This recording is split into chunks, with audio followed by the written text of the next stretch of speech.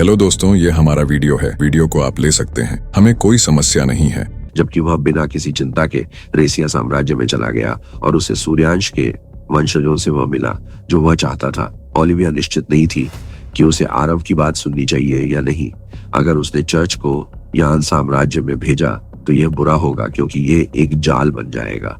थोड़ा सा मौका था कि चर्च उसे दोषी ठहराएगा, लेकिन अगर उसने ऐसा नहीं किया या यहाँ तक कि चर्च की मदद करने का दिखावा भी किया, तो वे निश्चित रूप से उसे और उसके पिता को अंधेरे जादूगरों की मदद करने के लिए देशद्रोही मानेंगे, भले ही उन्हें ऐसा करने के लिए मजबूर किया गया हो। ऐसा लगता है कि अगर मेरे पास कोई विकल्प नहीं है तो क्या मेरे पास नहीं है? उसने आरव से पूछा। आहें भरते हुए मैंने कहा कि काश मैं ऐसा कर पाता। उसके पास कोई शक्ति नहीं थी जो उन्हें अलग कर सके और उनके लिए जाल बिछा सके। इसके अलावा एक और जगह थी जहां उसे होना था, इसलिए ऐसा करना संभव नहीं था। चिंता मत करो, उनके लिए कोई जाल नहीं होगा। वास्तव में हम एक पाप साम्राज्य में जा रहे हैं।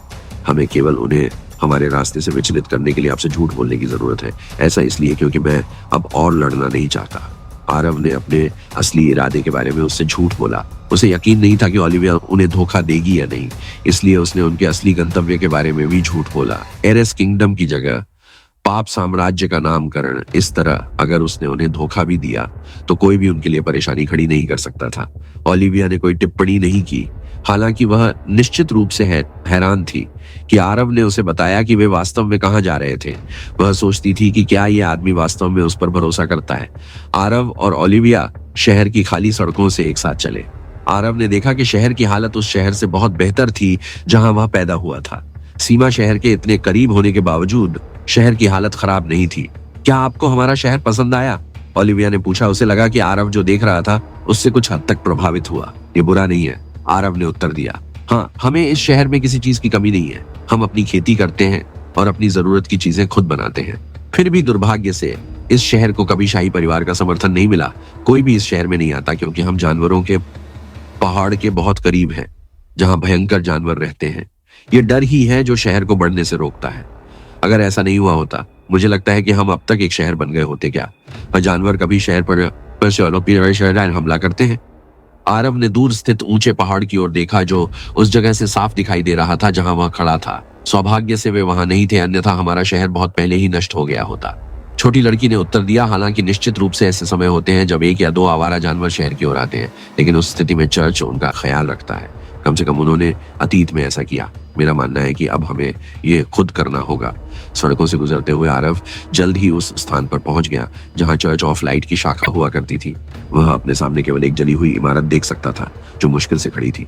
आरव बिना ज्यादा सोचे उत्सुकता से जली हुई इमारत में प्रवेश कर गया। वहां शवों के अवशेष भी नहीं बचे थे। यह अपने आप में आश्चर्यजनक था कि इमारत अभी भी खड़ी थी। चारों ओर देखने के बाद वह हेलो दोस्तों, ये हमारा वीडियो है। वीडियो को आप ले सकते हैं, हमें कोई समस्या नहीं है। नॉवेल ऑफ किंग चैनल को सब्सक्राइब करें, तो लाइक, शेयर और ज्यादा से ज्यादा कमेंट करना। अगले पार्ट के लिए धन्यवाद। फिर से बाहर आया। वह अभी भी कुछ लोगों की नजरें उस पर देख सकता था। शहर के नागरिक उसे घूर रहे थे। उनमें से ज्यादातर पर्दे के पीछे छिपे हुए थे। यह स्पष्ट था कि ये लोग डरे हुए थे। यह भी निकास था। सूर्य की दिशा को देखते हुए उसने अनुमान लगाने की कोशिश की। उसे एरेसिया साम्राज्य तक पहुंचने के लिए इस दिशा में जाना होगा। ऐसा ही होना चाहिए। उसके लौटने के बाद मुझे उसे उसके घर वापस भेज देना चाहिए। उसने पहले ही जरूरत से ज्यादा कर लिया है। वह इस दुनिया में लंबे समय से है। वह अभी यात्रा कर रहा है, इसलिए मुझे उसे यहाँ नहीं रखना चाहिए। उसने शहर छोड़ने से पहले नर्क के राजा को उसके घर वापस भेजने का फैसला किया।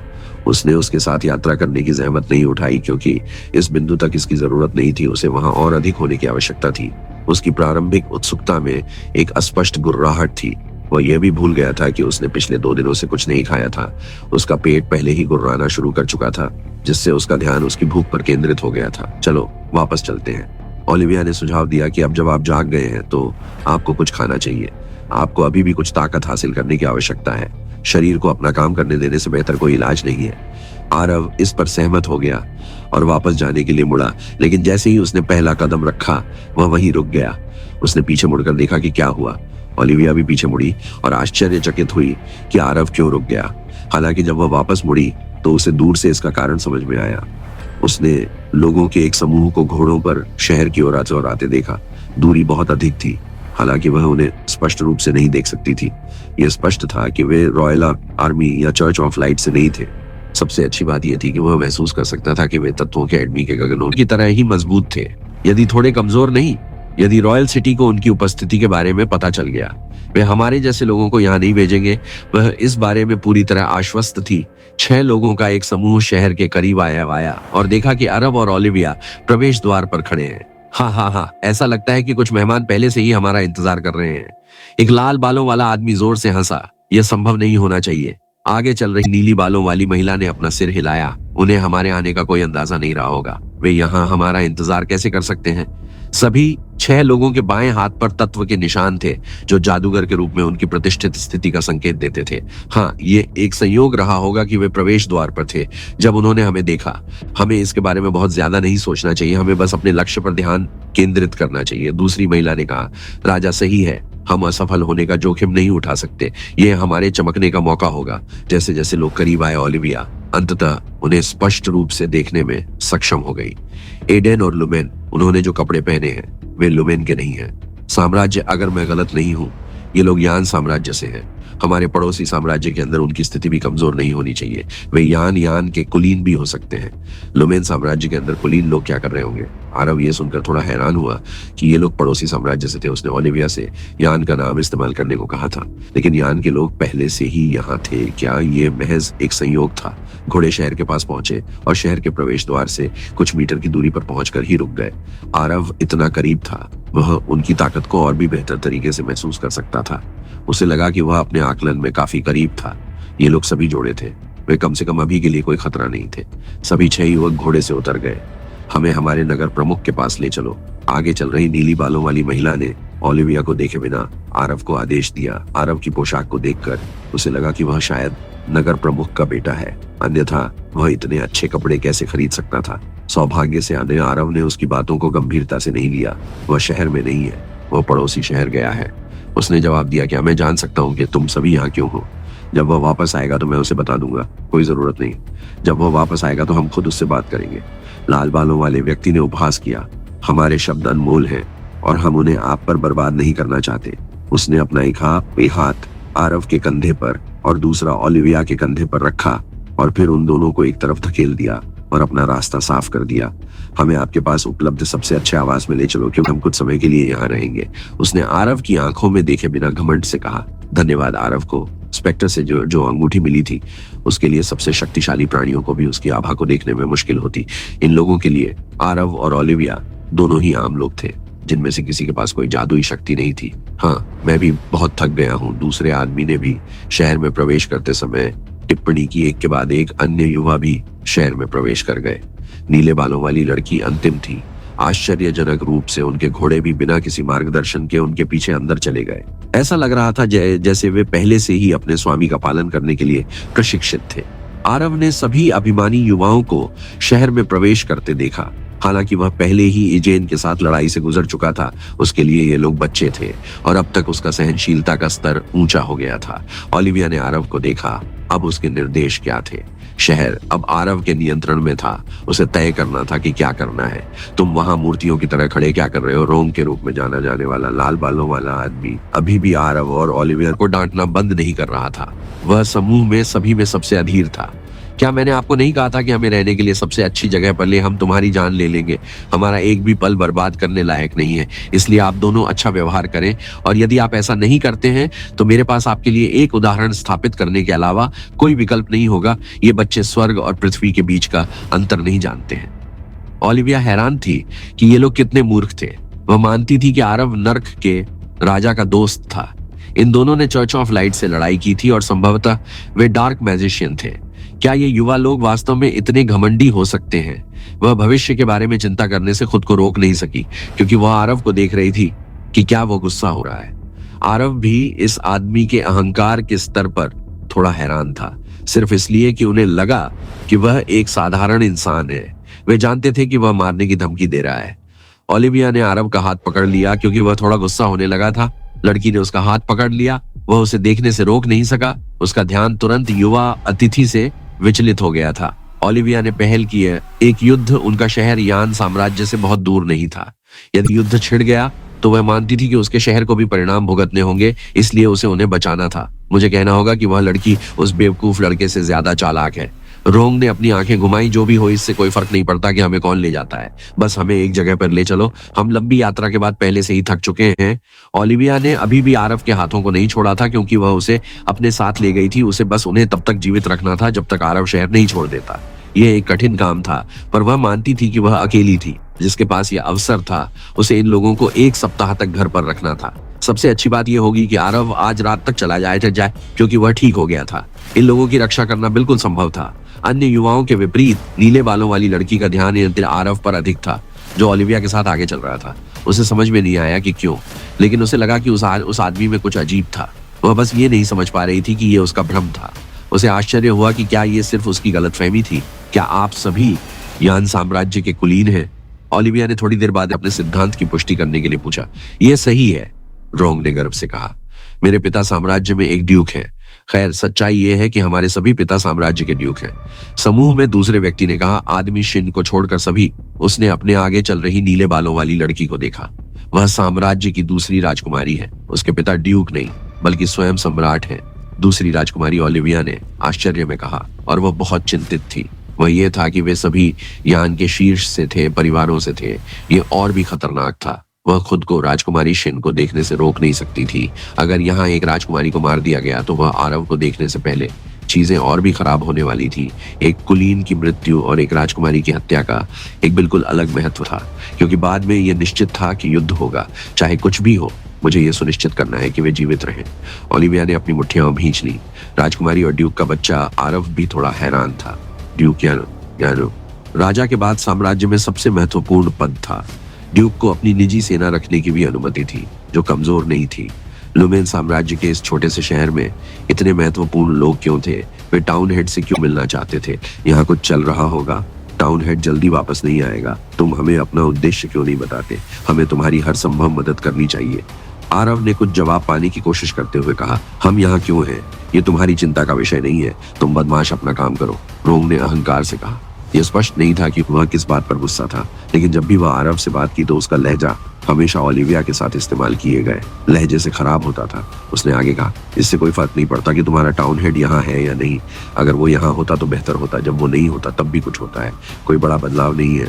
हम जिस काम के लिए यहाँ हैं उसे पूरा करेंगे।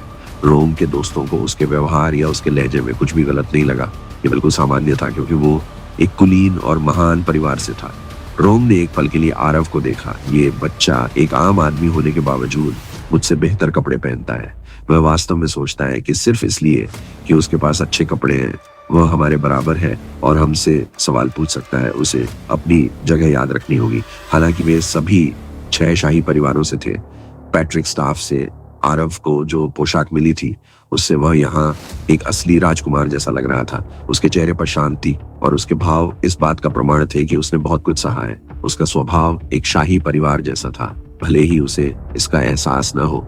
बस उस छोटी सी बात ने रोम को यह आभास दिया कि आरव नाटक कर रहा है, जिससे वह और भी क्रोधित हो गया। आरव को फिर से डांटते हुए देखकर ओलिविया ने अनजाने में अपनी मुट्ठियां भींच ली। उसने ऐसे बेवकूफ कभी नहीं देखे थे। वे मौत के दरवाजे पर खड़े थे और पीछे हटने के बजाय वे आपकी मौत को आमंत्रित करने के लिए दरवाजे के हथौड़े को तोड़ने की कोशिश कर रहे थे।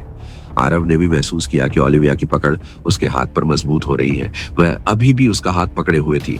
कृपया गलत न समझें, मेरे स्वामी मेरे दोस्त का मतलब था कि हम आपकी मदद करने में प्रसन्न होंगे। यदि आपको किसी चीज की आवश्यकता हो तो कृपया हमें बताएं, हम इसे तुरंत खत्म कर देंगे, इससे पहले कि चीजें खराब हो जाएं। उसने फिर से बातचीत पर कब्जा कर लिया। मदद हमें ज्यादा कुछ नहीं चाहिए। दूसरा युवक समूह में हितेश नाम के एक व्यक्ति ने हाँ में उत्तर दिया। आप हमारी जरूरतों में हमारी मदद नहीं कर सकते। आप दोनों बहुत कमजोर हैं। इसके अलावा अगर हमें और मदद की जरूरत पड़ी तो हम हमारे लिए काम करने वाले जादूगरों को बुला सकते हैं। इसलिए हमारी चिंता मत करो। किसी कारण से किसी भी रईस ने यह नहीं बताया कि वे यहाँ किस लिए हैं और इसे अब तक एक रहस्य रखा गया है। रोंग के विपरीत राजकुमारी शनारव पर गुस्सा नहीं थी, बल्कि वह अधिक जिज्ञासु थी। वह नहीं जानती थी कि उस आदमी में ऐसा क्या खास था, लेकिन किसी कारण से उसे लगा जैसे वह आदमी एक गहरी खाई थी जिसे वह नहीं देख सकती थी। वह एक मध्यम वर्ग की जादूगरनी थी जो इतनी कम उम्र में एक उन्नत वर्ग की जादूगरनी बनने की कगार पर थी। फिर भी वह युवक को नहीं देख सकती थी। उसे आरव में कोई जादू महसूस नहीं हुआ। जैसे कि युवक एक साधारण आदमी से ज्यादा कुछ नहीं था, लेकिन उसे लगा कि उसके पास बस यही नहीं था। कभी कभी वो ये भी सोचती थी कि क्या वो बहुत ज्यादा सोच रही है, क्या आप वास्तव में कुछ और की उम्मीद करते हैं, कोई ऐसा कैसे कर सकता है। वह इतना तो वह पहले ही उसे थप्पड़ मार चुकी होती। वह बेवकूफ, उसे यकीन था कि अगर उस आदमी को पता चल जाता कि आरव एक उच्च रैंकिंग वाला डार्क मैज है तो वह पहले ही अपना पेट गीला कर लेता। वहां पर एक गेस्ट हाउस है, तनाव कम करने के लिए हमारे पास यही सबसे अच्छा है। ओलिविया ने निकटतम घर की ओर इशारा किया। वे आखिरकार अपने गंतव्य पर पहुंच गए थे।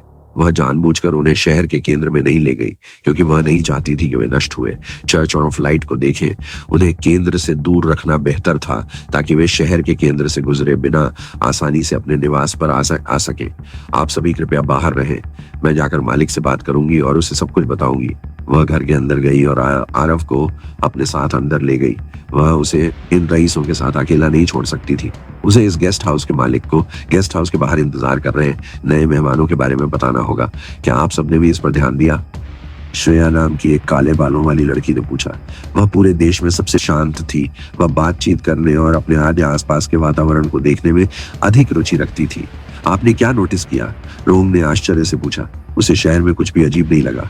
शिन श्रेया से सहमत था। उसने भी इस अजीब घटना को नोटिस किया था। इस शहर में बाहर एक भी व्यक्ति नहीं है। ये ऐसा है जैसे ये एक भूतिया शहर है। अब जब आपने इसका उल्लेख किया है तो मैं भी इसे देख सकता हूँ। एक और लड़की भी सहमत हुई। उसे विश्वास नहीं हो रहा था कि उसने इसे पहले नोटिस नहीं किया था। हमारे साथ आए 2 लोगों के अलावा हमने इस शहर में एक भी व्यक्ति को नहीं देखा है। यहाँ ऐसा क्या चल रहा है जो आश्चर्यचकित होना चाहिए? रोंग जोर से हंसा। आप सभी बहुत ज्यादा सोचना चाहते हैं। ये एक छोटा सा शहर है, आपने और क्या उम्मीद की थी? ये शहर बीस्ट माउंटेन के पास है। ये स्पष्ट है कि लोग सुरक्षित शहरों में रहना पसंद करेंगे। उनमें से अधिकांश ने पहले ही इस शहर को छोड़ दिया होगा।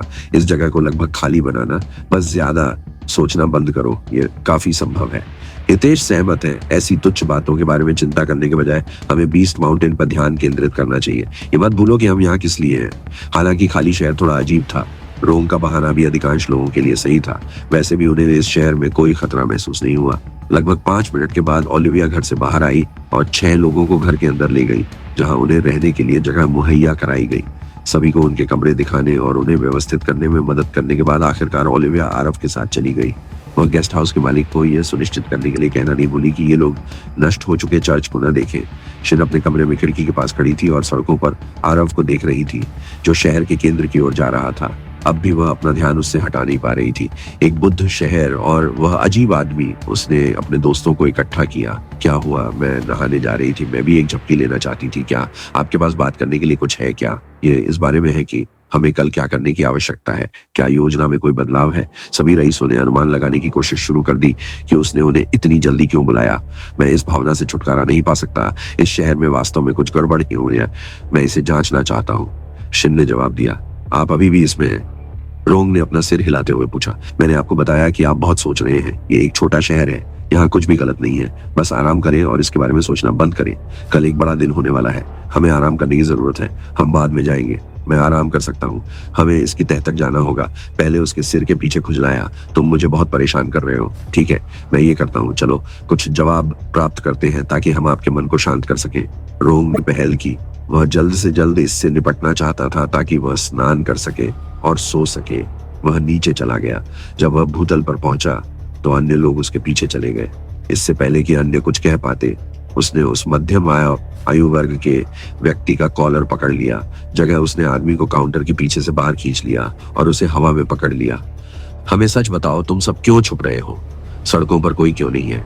अगर तुम मुझे नहीं बताओगे तो आज भगवान भी तुम्हें नहीं बचा पाएंगे। रोंग को कोई महत्वपूर्ण जवाब मिलने की उम्मीद नहीं थी। उसे यकीन था कि शिन गलत था, लेकिन अगर इस आदमी की पुष्टि से उसका मन शांत हो सकता है, वह उसे थोड़ा डराने को तैयार था। उसका मानना था कि यही वह सोच रहा था और शहर के लोग भाग गए। रोंग सिर्फ झांसा दे रहा था। उसका इरादा अधेड़ व्यक्ति को मारने का नहीं था, क्योंकि वह जानता था कि शिन गलत है, लेकिन फिर भी उसे दिखावा करना पड़ा। दुर्भाग्य से अधेड़ व्यक्ति को नहीं पता था कि यह एक नाटक था। उसने सोचा कि इन लोगों ने पहले ही सब कुछ देख लिया है और अगर वह साफ नहीं निकला तो उसे मार दिया जाएगा। डार्क मैज अधेड़ व्यक्ति ने केवल 2 शब्द कहे, लेकिन वे 2 शब्द वहां मौजूद युवाओं की नीरज में सिहरन पैदा करने के लिए पर्याप्त थे। तुम्हारा क्या मतलब है? रोंग पहले तो सिर्फ दिखावा कर रहा था, लेकिन उन 2 शब्दों को सुनने के बाद वह भी समझ गया कि शायद शिन सही है। ये लोग कुछ छिपा रहे हैं। उसकी पकड़ आदमी के गले पर कस गई। हमें सब कुछ बताओ, मुझे सच में लगा था कि तुम उन्हें मार दोगे घर वापस धैर्य रखने के लिए। धन्यवाद। ओलिविया ने आरव के सामने सम्मानपूर्वक अपना सिर झुकाया। रोम के उससे इतने रूखे तरीके से बात करने के बावजूद आरव ने फिर भी उसे नहीं मारा। वह जानती थी कि अगर आरव ने उन्हें मार भी दिया होता तो कोई उन्हें नहीं मारता। इससे कोई फर्क नहीं पड़ता कि वह आदमी जो सभी के खिलाफ था, चर्च क्या करेंगे, किसे परवाह है कि एक छोटा साम्राज्य भी उसके खिलाफ था। इसका मतलब है कि उसने उन्हें नहीं मारा। इसका एकमात्र कारण यह शहर था। मुझे भूख लगी है, आरव ने कहा। उसने अभी भी कुछ नहीं खाया था। उसने उसकी कृतज्ञता का उत्तर नहीं दिया क्योंकि वह जानता था कि उसने कुछ खास नहीं किया है। उसने जो किया वह सिर्फ ओलिविया को उसकी मदद करने के लिए धन्यवाद देने का एक तरीका था। जब उसे इसकी आवश्यकता थी उसने उसे जल्दी ठीक होने में मदद की। वह बेवकूफों के एक समूह को मारकर उसे तुरंत परेशानी में नहीं डालना चाहता था। वैसे भी ऐसा नहीं था कि उन लोगों ने उस पर हमला किया। ये सिर्फ कुछ शब्द थे। अगर वह चाहता तो वह अभी भी उन्हें मार सकता था और सड़कों से उनका खून साफ कर सकता था। हाँ ठीक है। ओलिविया आरव के लिए कुछ खाना लाने के लिए रसोई के अंदर भाग गई। आरव खाने के आने का इंतजार करते हुए खाने की मेज पर गया। नरक का राजा अभी तक नहीं आया था। दिन बहुत लंबा लग रहा था। 2 अंधेरे जादूगरों ने इस शहर को बंधक बना लिया है। उन्होंने चर्च ऑफ लाइट की शाखा को नष्ट कर दिया है। हितेश ने पूरी कहानी सुनने के बाद आश्चर्य से कहा, अगर वे हमसे डरते हैं तो इसका मतलब है कि वे कमजोर हैं और हम उन्हें मार सकते हैं। भागने के बजाय हमें उन्हें मार देना चाहिए और उनकी लाशों को अपनी उपलब्धि के सबूत के रूप में यान वापस ले जाना चाहिए। जरा सोचिए कि ली के चर्च को नष्ट करके उन्होंने दुनिया को कितना गौरव दिलाया है। हमें उन्हें मार देना चाहिए और उनकी लाशों को अपनी उपलब्धि के सबूत के रूप में यान वापस ले जाना चाहिए। जरा सोचिए कि ली के चर्च को नष्ट करके उन्होंने दुनिया को कितना गौरव दिलाया है। हमें उन्हें मार देना चाहिए और उनकी लाशों को अपनी उपलब्धि के सबूत के रूप में यान वापस ले जाना चाहिए। जरा सोचिए कि ली के चर्च को नष्ट करके उन्होंने दुनिया को कितना गौरव दिलाया है। हमें उन्हें मार देना चाहिए और उनकी लाशों को अपनी उपलब्धि के सबूत के रूप में यान वापस ले जाना चाहिए। जरा सोचिए कि ली के चर्च को नष्ट करके उन्होंने दुनिया को कितना गौरव दिलाया है। हमें उन्हें मार देना चाहिए और उनकी लाशों को अपनी उपलब्धि के सबूत के रूप में यान वापस ले जाना चाहिए। जरा सोचिए कि ली के चर्च को नष्ट करके उन्होंने दुनिया को कितना गौरव दिलाया है। गाड शाखा, क्या वे वास्तव में इतने कमजोर हो सकते हैं? हितेश ने थोड़ा चिंतित होकर पूछा। अब तक उसने केवल डार्क मैज और उनकी कहानियों के बारे में सुना था, लेकिन वह कभी किसी से नहीं मिला था। उनमें से किसी को मारना निश्चित रूप से एक उपलब्धि थी, लेकिन क्या वे वास्तव में सक्षम थे? यही सवाल था। यहाँ नियुक्त लोग निम्न स्तर के जादूगर रहे होंगे। रोम ने जवाब में अपने सामने की मेज पर अपना हाथ पटक दिया। ये बहुत चौंकाने वाली बात नहीं है कि उन्हें मार दिया गया। अगर मैं गलत नहीं हूं तो हम उन्हें भी मार सकते थे अगर वे वास्तव में इतने कमजोर होते। इसके अलावा क्या आपने नहीं सुना उनके अनुसार वह आदमी वास्तव में युवा दिखता था? मुझे ये मत बताइए कि आप मानते हैं कि कोई इतना छोटा व्यक्ति उन्नत स्तर का जादूगर हो सकता है। यह सच है। नहीं, इतना छोटा। अगर वे वास्तव में उन्नत स्तर के जादूगर होते तो उन्हें इलाज के लिए इतने छोटे शहर में आने की जरूरत नहीं होती। लड़कियों में से एक ने सहमति व्यक्त की। अगर उनमें से कोई घायल हो गया था और उसे इलाज के लिए यहाँ लाया गया था तो इसका शायद मतलब है कि उसे बीस्ट माउंटेन में चोट लगी थी। एक अंधेरा जादूगर जो अपने लोगों को छोटे पहाड़ी जानवरों से भी नहीं बचा सका, वे कितने शक्तिशाली हो सकते हैं? रोंग ने जारी रखा। जितना अधिक वह बोलता था उतना ही उसे अपने शब्दों पर विश्वास होता था। किसी भी मामले में क्या होगा अगर वह एक उन्नत जादूगर है? अगर हम सब एक साथ काम करते हैं तो हमारे लिए एक उन्नत जादूगर को मारना मुश्किल नहीं है। ये एक ऐसा अवसर है जिसे हम बर्बाद नहीं कर सकते। न केवल हम एक अंधेरे जादूगर को मार सकते हैं और सभी महिमा प्राप्त कर सकते हैं, लेकिन हम अपने लोगों को मारने वाले व्यक्ति को खत्म करके चर्च ऑफ लाइट का पक्ष भी प्राप्त कर सकते हैं। मुझे लगता है कि हमें यह अवसर नहीं गंवाना चाहिए। मध्यम आयु वर्ग का व्यक्ति जो उस जगह का मालिक था उनकी बातें सुनकर पहले तो चौंक गया। उसने सोचा कि ये लोग घटना सुनकर भागने वाले हैं, लेकिन भागने के बजाय वे उन्हें मारने की योजना बना रहे थे। आप रोंग ने अहंकार से अपनी उंगली मध्यम आयु वर्ग के व्यक्ति की ओर इशारा की। आप हमें वहां ले चले जहां वे रह रहे हैं। हम बाकी का ख्याल रखेंगे। शांत हो जाओ, शिन ने आखिरकार रोंग को रोकते हुए कहा, जो उसे लगा कि काफी अधीर हो रहा था। हालांकि यह सच है कि वे कमजोर हैं, लेकिन हम अधीर नहीं हो सकते। हमारे गार्ड भी कुछ घंटों में यहाँ होंगे। हमें कोई भी कार्रवाई करने से पहले उनका इंतजार करना चाहिए। हमें तब तक इंतजार करना चाहिए। इस तरह हम किसी भी दुर्घटना के प्रति सतर्क रहेंगे। श्रेया ने राजकुमारी की बात से सहमति जताई। रोंग के विपरीत वह अधीर नहीं थी, इसके अलावा वह थोड़ी डरी हुई भी थी। हालांकि उसने ये नहीं दिखाया। चलो, रोंग ने अधीरता से कहा, हम समय बर्बाद नहीं कर सकते। अगर हम मदद लेते हैं तो क्या होगा, अगर हम सारा काम भी करते हैं तो भी श्रेय उन्हें दे जाएगा। उनके आने से पहले हमें सब कुछ खुद ही करना होगा। उनके चेहरे पर आश्चर्य की कल्पना करो। शिन, चलो ऐसा नहीं हो सकता कि आप कुछ बच्चों से डरते हैं। ठीक है। राजकुमारी शिन केवल अपना माथा रगड़ सकती थी। वह जानती थी कि बिना किसी बैकअप के पहले हमला करने में कुछ जोखिम था। क्या होगा अगर वे दूसरे पक्ष की ताकत के बारे में गलत थे? वे किसी बहुत से अन्य उद्देश्य से यहाँ आए थे। कौन जानता था कि उन्हें इस छोटे से शहर में अंधेरे जादूगरों का सामना करना पड़ेगा। ऐसा नहीं है कि मैं डर गया हूँ, लेकिन मैं सिर्फ सावधान रहना चाहता हूँ। अतीत में चर्च ऑफ डार्कनेस इतना डरावना था, इसका एक कारण है वह अपने रुख में सख्त थी, क्योंकि वह इस खोज में एक भी व्यक्ति को खोना नहीं चाहती थी। हर कोई अपने कमरे में चला जाए। हम शाम को इस मामले से निपटेंगे। शिन ने सुनिश्चित किया कि हर कोई अपने कमरे में वापस चला गया। विशेष रूप से रोम, उसने मध्यम आयु वर्ग के व्यक्ति को भी चेतावनी दी कि वह दूसरों को न बताए कि वे शहर की स्थिति के बारे में जानते हैं। बदले में उसने वादा किया कि वह अपने गार्ड के आने पर शहर को इस बंधक स्थिति से मुक्त कर देगी। मध्यम आयु वर्ग के व्यक्ति ने उससे वादा किया कि वह किसी को नहीं बताएगा। जब शिन अपने कमरे में लौटी तो वह सो नहीं सकी। ऐसा लगता है कि पूरे शहर में उनके द्वारा किए गए नरसंहार की कहानियां निश्चित रूप से कुछ हद तक अतिरंजित थी। मुझे आश्चर्य है कि उनके बारे में और क्या अतिरंजित था। शिन खिड़की के पास खड़ा था और उस शहर को देख रहा था जो इतना शांतिपूर्ण लग रहा था। कोई भी अंदाजा नहीं लगा सकता था कि इस शहर में इतना कुछ हो रहा था। जब हमारे गार्ड यहाँ आ जाएंगे तो हम आखिरकार इसे खत्म कर पाएंगे, उसने खिड़की पर पीटने से पहले कहा। वह वापस नहाने चली गई। रोंग दूसरे कमरे में घूम रहा था। हेलो दोस्तों, ये हमारा वीडियो है। वीडियो को आप ले सकते हैं, हमें कोई समस्या नहीं है। नॉवेल ऑफ किंग चैनल को सब्सक्राइब करें, लाइक, शेयर और ज्यादा से ज्यादा कमेंट करना। अगले पार्ट के लिए धन्यवाद। इनके लिए अपने माता पिता को यह साबित करने का सही मौका था कि वे कितने सक्षम हैं। अगर उनके उन्नत स्तर के मैच गार्ड यहाँ आ गए तो ये काफी परेशानी होगी। भले ही उन्होंने उस बिंदु के बाद डार्क मैज को मार दिया हो, कोई भी ये विश्वास नहीं करने वाला था कि उन्होंने अपने गार्ड की मदद के बिना ये किया है। इसलिए वह गार्ड के वहां पहुंचने से पहले इसे करना चाहता था। ऐसा अक्सर नहीं होता था कि वे इतने कमजोर डार्क मैच से मिलते थे। मैं सब कुछ संभाल लूंगा। वह नीचे गया और फिर शिन ने खिड़की से बाहर देखना बंद कर दिया और रोम के बारे में भूल गया, जो मध्यम आयु वर्ग के व्यक्ति के साथ एक खोज पर था जिसका महत्व वह समझ नहीं पा रहा था। तुम कहाँ जा रहे हो? ओलिविया ने आरव से पूछा, जो रात का खाना खाने के बाद घर से निकल रहा था। मैं बीस्ट माउंटेन जा रहा हूँ। मैं उसके लौटने का इंतजार करते करते ऊब गया हूँ। मैं उससे मिलने के लिए पहाड़ पर जाऊंगा। उसे वैसे भी कोई जड़ी बूटी इकट्ठा करने की जरूरत नहीं है। मैं अब बिल्कुल ठीक हूँ। आरव ने केवल एक संक्षिप्त स्पष्टीकरण दिया और फिर ओलिविया को घर पर छोड़ दिया। जितना अधिक वह इस शहर में रहा, उतना ही उसे लगा कि वह अपना समय बर्बाद कर रहा है। उसे रेसिया साम्राज्य की यात्रा पर जाना था। आरव के जाने के आधे घंटे बाद रोंगे एक दूसरे आदमी के साथ ओलिविया के घर पहुंचा। ये वही घर है। अधेड़ उम्र के आदमी ने एक साधारण घर देखा। मैं आगे नहीं जा सकता। उसने घर के करीब जाने की हिम्मत नहीं की, क्योंकि वह नहीं चाहता था कि कोई उसे देखे। आपने अपना काम कर दिया है, आप वापस जा सकते हैं। मैं बाकी का ख्याल रखूंगा। रोंग ने अधेड़ उम्र के आदमी को परेशान भी नहीं किया। वह आदमी कमजोर था, इसलिए ऐसा नहीं था कि वह लड़ने में मदद कर सके।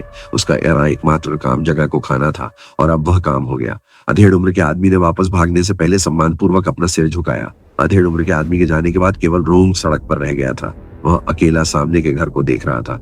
मैंने सुना है डार्क मैजर्स इमारतों में आग लगाना पसंद करते हैं। उसने अपना बायां हाथ उठाया और कहा, जैसा होता है मुझे भी पसंद है, मुझे भी खेलने दो।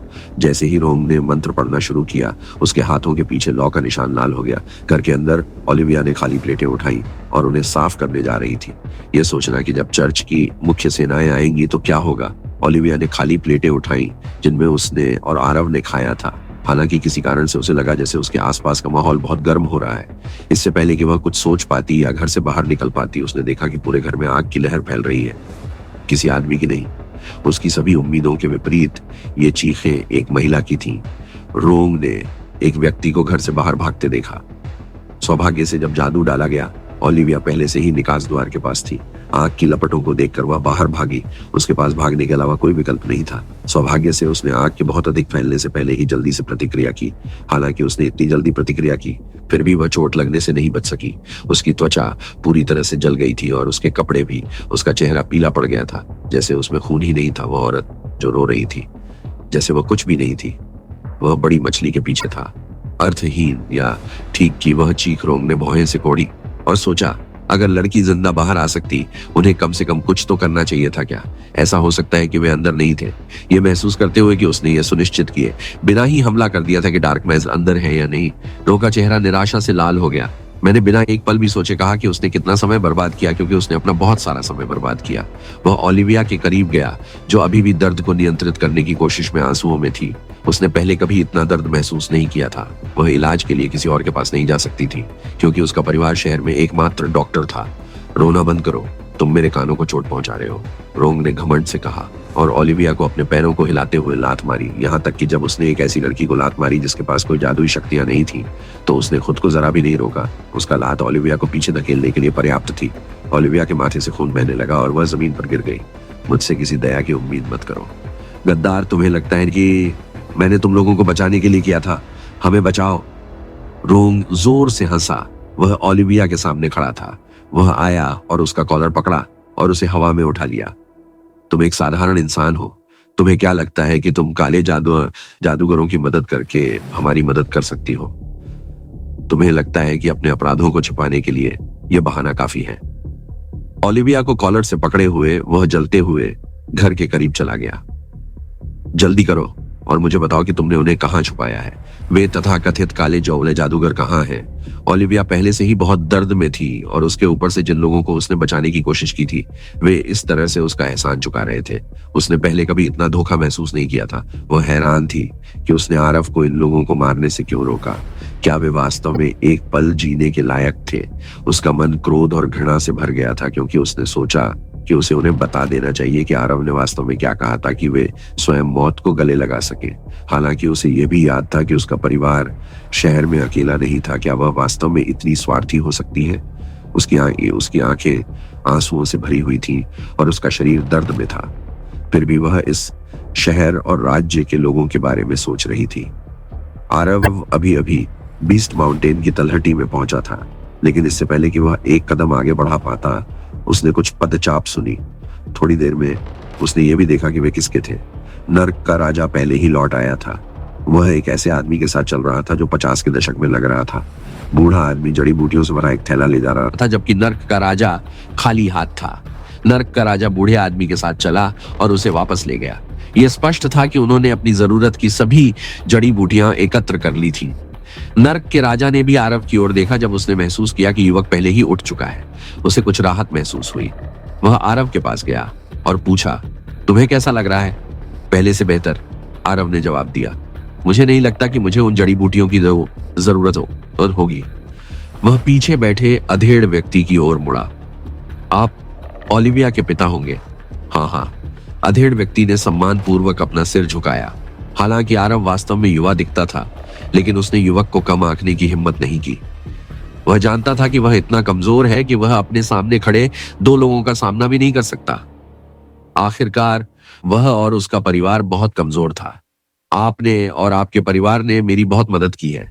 मैं आपको इनाम के तौर पर कुछ स्पिरिट स्टोन देना चाहता था, लेकिन मुझे डर है कि अगर मैंने ऐसा किया तो इससे आपको और परेशानी होगी, आरव ने अधेड़ व्यक्ति से कहा। उसके पास स्पिरिट स्टोन की कोई कमी नहीं थी, क्योंकि वह पहले ही एकेडमी ऑफ एलिमेंट्स का खजाना लूट चुका था।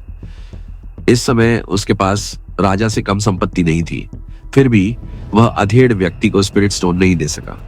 चर्च ऑफ लाइट अपने गार्ड को यह जांचने के लिए भेज सकता है कि यहाँ क्या हुआ, और अगर उन्हें ये आत्मा पत्थर अधेड़ उम्र के आदमी के घर में मिले, तो उसके पूरे परिवार को वित्तीय सहायता के बदले दुश्मनों की मदद करने के लिए साम्राज्य के गद्दार माना जा सकता है। मैं किसी का कोई उपकार नहीं करना चाहता। अगर तुम्हें किसी और चीज में मदद की जरूरत है तो मेरे जाने से पहले मुझे बता देना। अधेड़ उम्र का आदमी आरव की बातें सुनकर काफी हैरान हुआ। ऐसा हुआ कि आरव इतना शक्तिशाली था कि उसे बदले में किसी की मदद की भी जरूरत नहीं थी। ऐसा नहीं था कि वे उसे कोई नुकसान पहुंचा सकते थे। फिर भी इतना कुछ होने के बावजूद वह यह प्रस्ताव दे रहा था। किसी कारण से बूढ़ा आदमी खुद को यह महसूस करने से नहीं रोक पाया कि वह इन लोगों के बारे में गलत था। वे पूरी तरह से बुरे नहीं थे, भले ही उनके कुछ कार्य थोड़े बुरे थे। अधेड़ उम्र का आदमी आरव से कुछ भी मांगने की हिम्मत नहीं कर सका। ऐसा नहीं था कि उसे वैसे भी किसी चीज की जरूरत थी। वह एक साधारण आदमी था जो एक छोटे से शहर में रहता था। उसे आरव की मदद की क्या जरूरत थी? मैं समझ गया। अधेड़ उम्र के आदमी का हैरान चेहरा देखकर आरव समझ गया कि वह कुछ नहीं मांगने वाला, क्योंकि तुम्हें किसी चीज की जरूरत नहीं है, इसलिए मैं सब कुछ खुद ही कर लूंगा। उसने एक छोटा सा थैला निकाला और उसमें करीब 100 स्पिरिट स्टोन डाल दिए। ये 100 सिक्के उसके लिए अपनी सारी अपार दौलत के सामने कुछ भी नहीं थे, लेकिन यह संख्या अधेड़ उम्र के आदमी को डराने के लिए काफी थी। हमसो स्पिरिट स्टोन। शहर में किसी को भी मदद पाने के लिए यह जरूरी था। लोगों के मामले में किसी को भगवान के स्तर पर लाने के लिए ये पर्याप्त है। वह आरव को बताना चाहता था कि वह इस तरह का उपहार स्वीकार नहीं कर सकता, लेकिन आरव ने उसे पहले उपहार नहीं दिया। आरव ने अपनी तलवार से जमीन में एक छेद किया, उसने बैग को उस छेद में डाल दिया और उसे ठीक से दफना दिया। इसे घर पर न रखना ही बेहतर है। जब आपको पैसों की आवश्यकता होगी या आपको शहर छोड़ने की आवश्यकता होगी तो आप यहाँ वापस आ सकते हैं और उन्हें वापस ले जा सकते हैं। उसने मध्यम आयु वर्ग के व्यक्ति से कहा। एक बार उसने अपने पैरों को जमीन पर टैप किया जहां उसने हाल ही में भरा था, और इसके साथ ही हमारा काम पूरा हो गया है। आप शहर वापस जा सकते हैं और हम अपने रास्ते पर जारी रखेंगे। चूंकि आरव पहले से ही रेसिया पहुंचने की जल्दी में था, उसने शहर वापस जाए बिना ही यहाँ से निकल जाने का निर्णय कर लिया। इससे कुछ समय बच गया। अधेड़ व्यक्ति ने आरव की गर्वित पीठ की ओर देखा और वह चला गया। नर्क का राजा भी अभी आरव के पीछे गया और अधेड़ व्यक्ति को पीछे छोड़ दिया। वह व्यक्ति खुश था कि डार्क मैज उसके जाने से पहले कुछ खाने या कुछ और करने जा रहा था। उसने उस स्थान पर एक आखिरी बार नजर डाली जहां आत्मा के पत्थरों से भरा बैग दफनाया गया था। उसने इस स्थान को याद रखना सुनिश्चित किया ताकि भविष्य में वह इसे न भूले।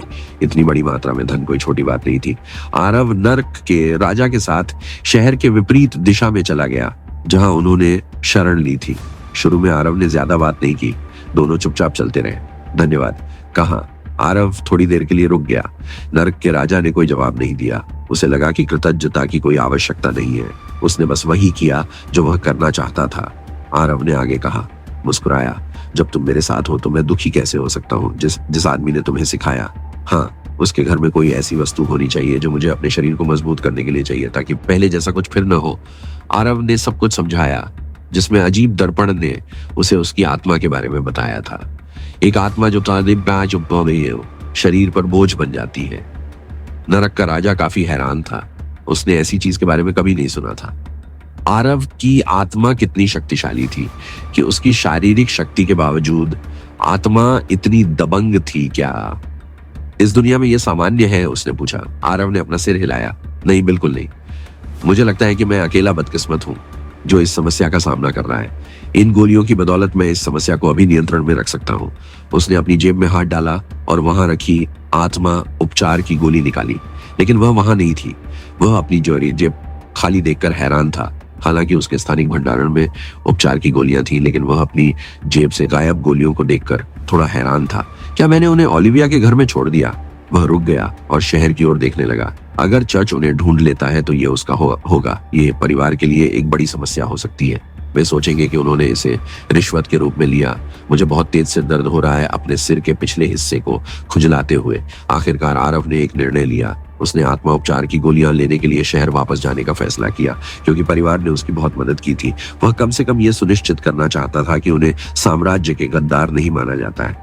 इसके अलावा अगर उन्हें गद्दार माना जाता है तो उनके शब्दों को गंभीरता से नहीं लिया जाएगा और ध्यान हटाने का उनका प्रयास विफल हो जाएगा, क्योंकि चर्च उन पर कभी विश्वास नहीं करेगा। जब उन्होंने कहा कि वे यहाँ गए थे, हमें वापस जाना है, ये समय की बर्बादी है, आरव बस वापस लौट सकता था। सौभाग्य से वह बहुत दूर नहीं गया था और शहर अभी भी उसकी दृष्टि में था। अगली बार फिर मैं तुम्हारे साथ नरमी नहीं बरतूंगा। वे 1 घंटे पहले शहर छोड़ चुके हैं।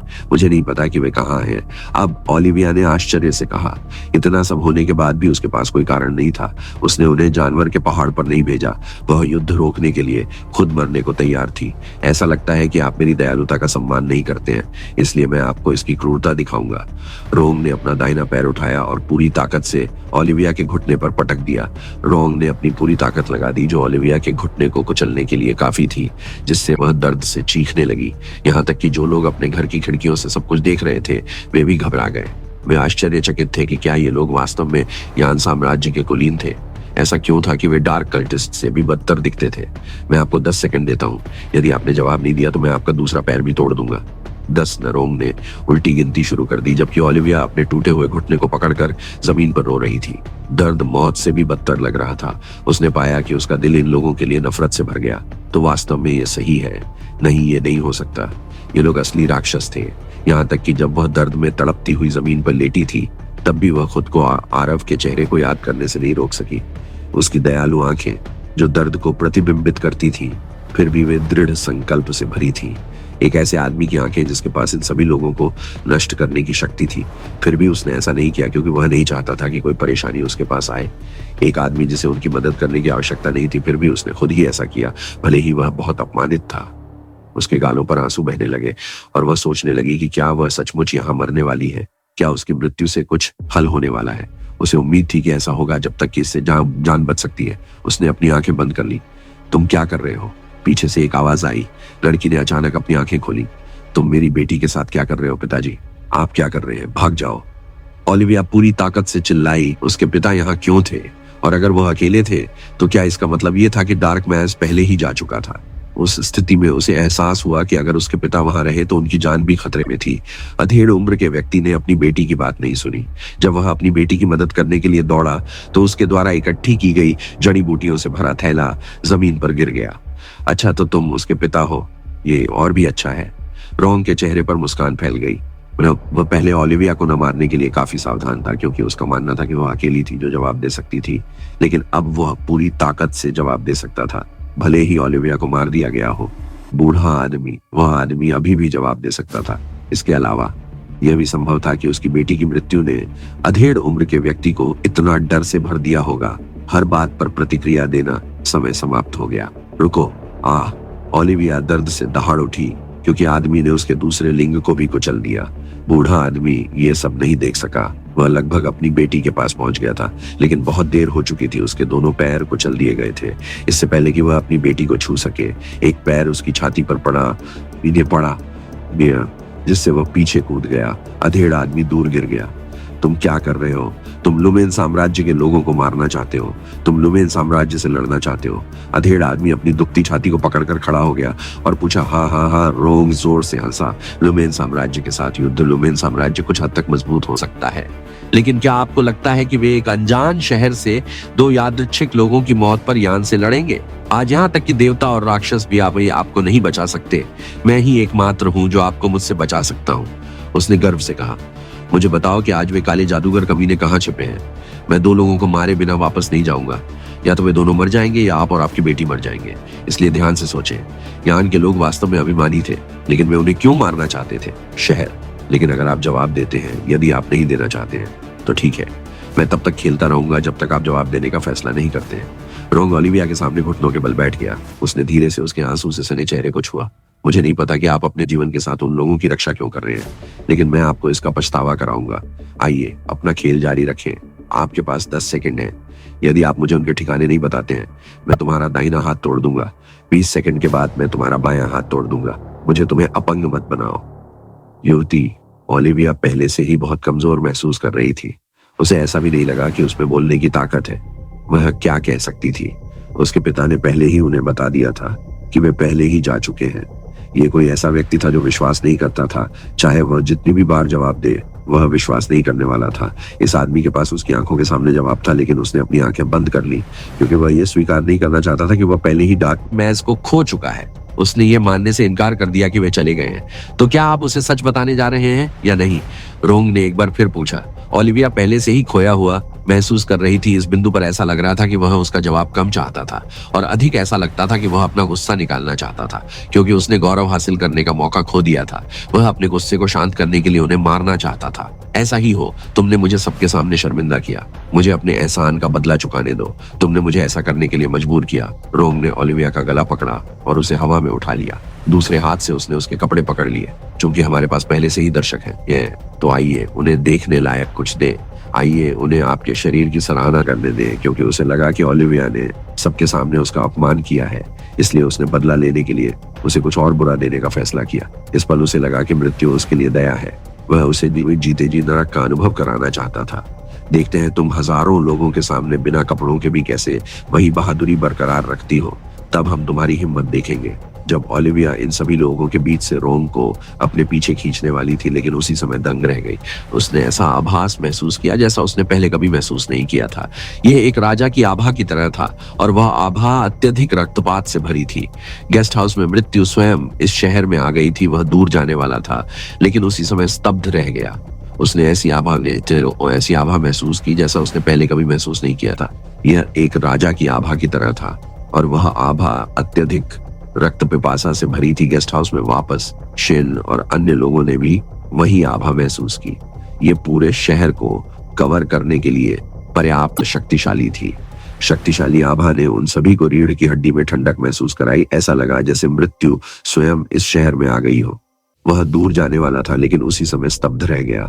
उसने ऐसी आभा महसूस की जैसी उसने पहले कभी महसूस नहीं की थी।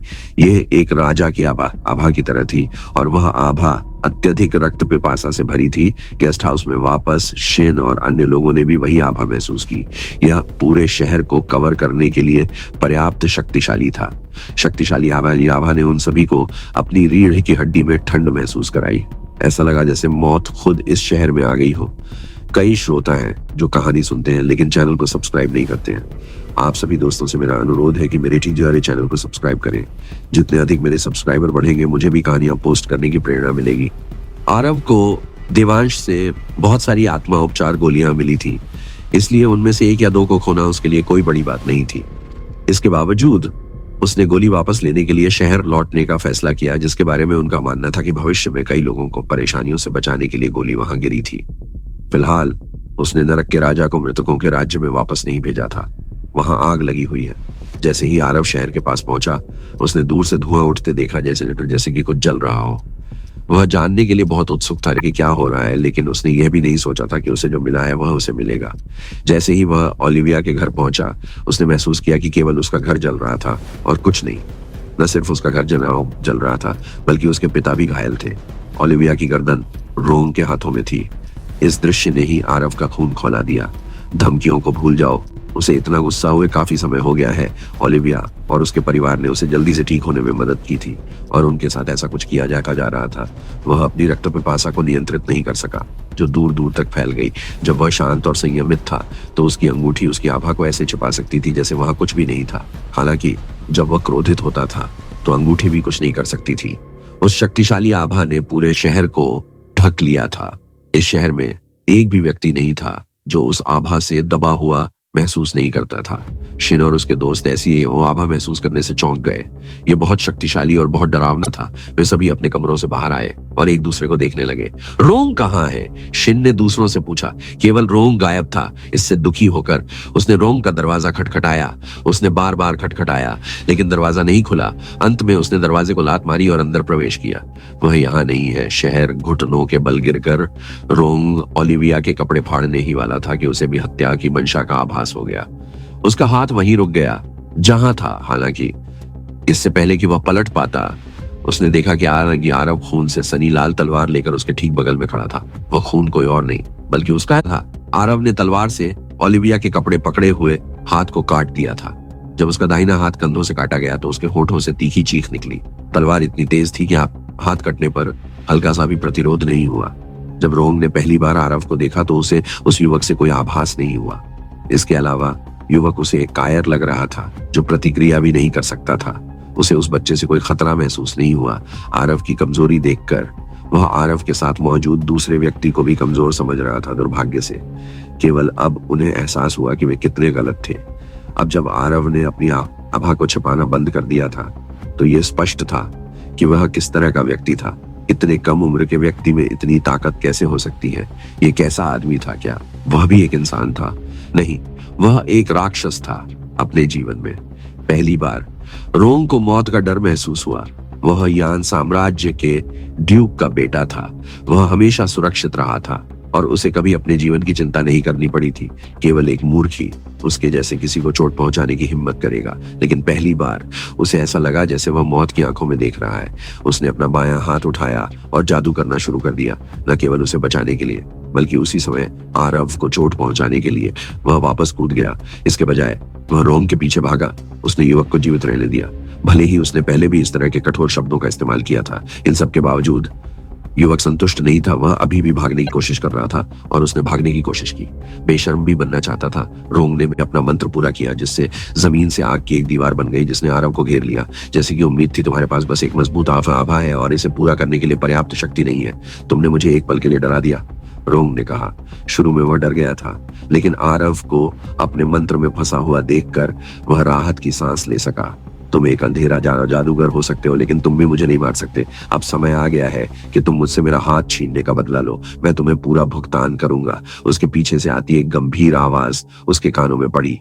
रोंग आश्चर्य से मुड़ा और उसने देखा कि आरव उसके पीछे था। इससे पहले कि वह प्रतिक्रिया कर पाता, उसका बायां हाथ भी काट दिया गया, जिससे वह और भी जोर से चिल्ला। बाद में जीवन के मुख्य पुजारी से अपने हाथों को ठीक करवाना मुश्किल नहीं था। मेरे पिता यान के ड्यूक हैं। अगर तुम मुझे मार दोगे, भले ही तुम नरक की गहराइयों में छिप जाओ, वह तुम्हें जीने नहीं देगा। मेरी सलाह मानो और जो तुम करने की कोशिश कर रहे हो उसे बंद करो। माफी मांगो और मैं तुम्हें माफ कर दूंगा, रोंग ने घोषणा की। ये शब्द सुनकर आरव के होठों पर एक उपहासपूर्ण मुस्कान फैल गई। यान ड्यूक के बारे में भूल जाओ। अगर यान का राजा आज यहाँ होता तो भी वह आपके किए की वजह से मर जाता। आरव ने खतरे को गंभीरता से नहीं लिया। वह पहले से ही चर्च ऑफ लाइट के खिलाफ था। यह कितना तुच्छ साम्राज्य था। उसने कुछ नहीं किया। केवल कारण यह था कि वह नहीं चाहता था कि वे ओलिविया और इस शहर के अन्य लोगों को परेशान करें, लेकिन उसकी दया के बावजूद उन्होंने ऐसा किया। अब कोई दया नहीं थी। आरव का चेहरा पीला पड़ गया। वह रोंग के करीब गया, जो पीछे हटता रहा। वहीं रुको, वहीं रुको, वहीं रुको। जैसे ही आरव रोंग के करीब जाने लगा, पीछे से एक आवाज आई। आरव को यह जानने के लिए मुड़ने की भी जरूरत नहीं थी कि यह कौन था। रोंग के दोस्त यहाँ थे। मैं यान की राजकुमारी हूँ। वहीं रुको। अगर आप ऐसा नहीं करते हैं तो क्या होगा? शिन ने बोलना भी समाप्त नहीं किया था जब उसने कुछ शब्द सुने। आरव जहां खड़ा था वहां से गायब हो गया था और अब उसके ठीक पीछे था। वह अपनी गर्दन के चारों ओर उसके ठंडे हाथ को महसूस कर सकती थी। उसे बस थोड़ा दबाव डालने की जरूरत थी और वह उसे मार सकता था।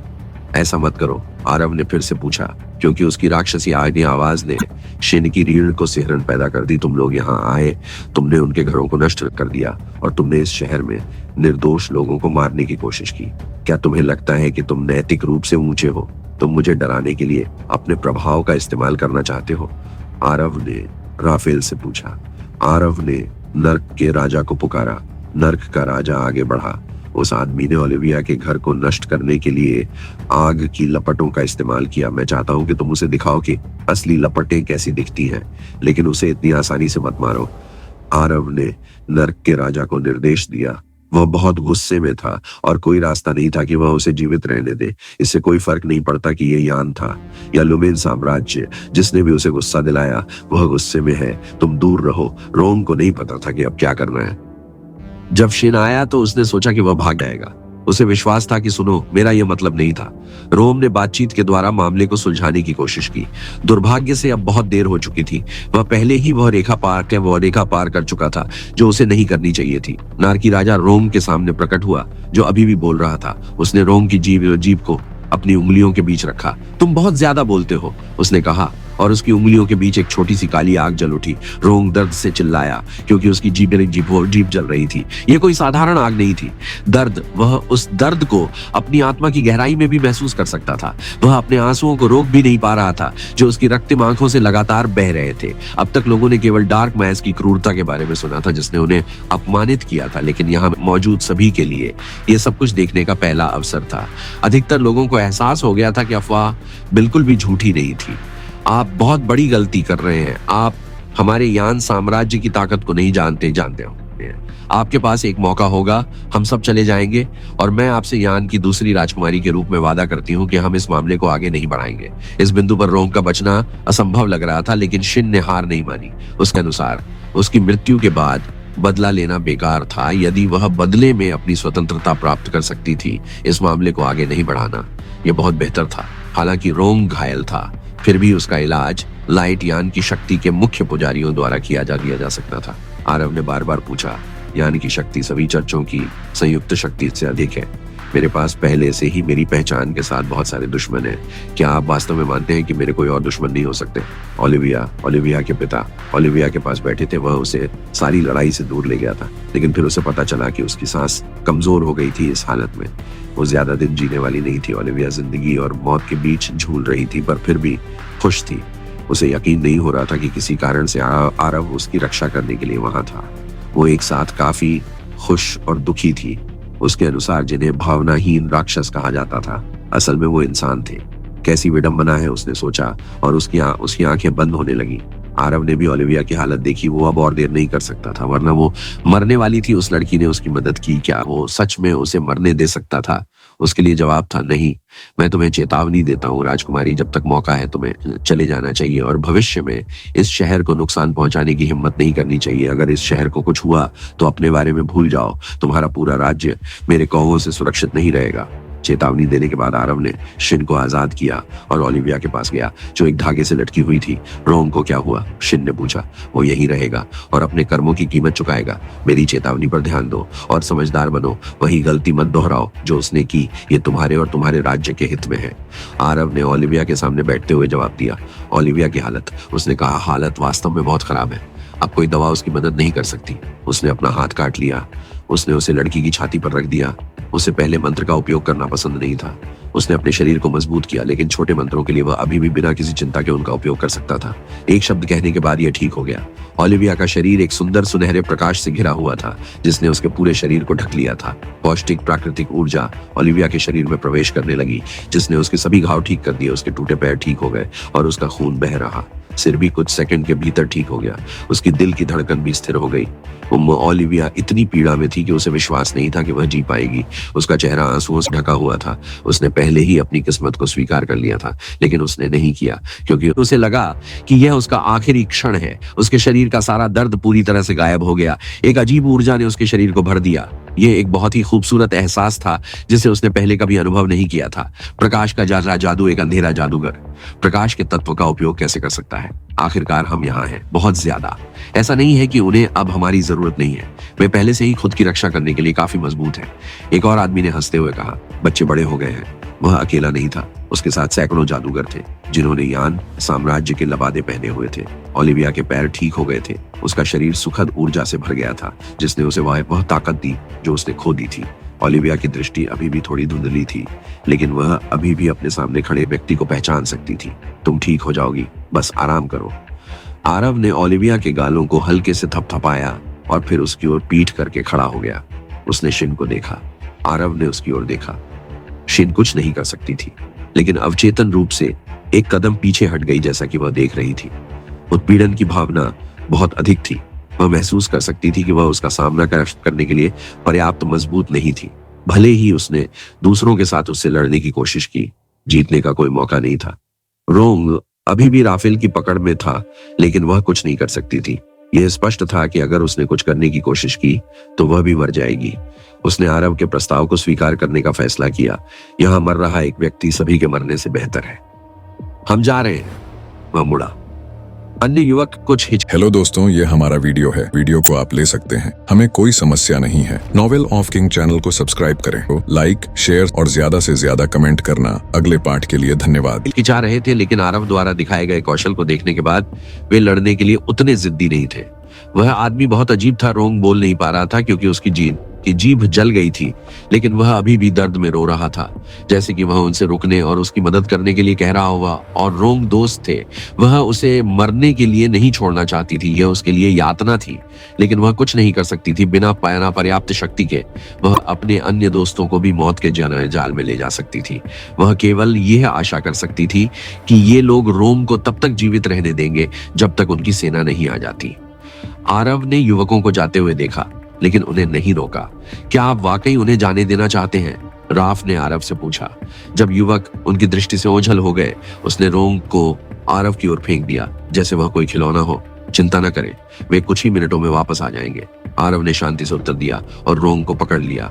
वह रोंग को वापस ओलिविया ले गया। आपका क्या मतलब है कि वे वापस आ जाएंगे? आप इतना निश्चित कैसे हो सकते हैं? राक्षसी राजा राफेल ने सोचा कि आखिर ऐसा क्या था जो आरव जानता था, और वह नहीं शहर के बाहर एक छोटी सेना है जिसमें कुछ उन्नत श्रेणी के जादूगर हैं। आरव ने ज्यादा चिंता दिखाए बिना समझाया, क्या यह चर्च है? राफेल थोड़ा हैरान हुआ कि आरव ने दुश्मनों को भांप लिया।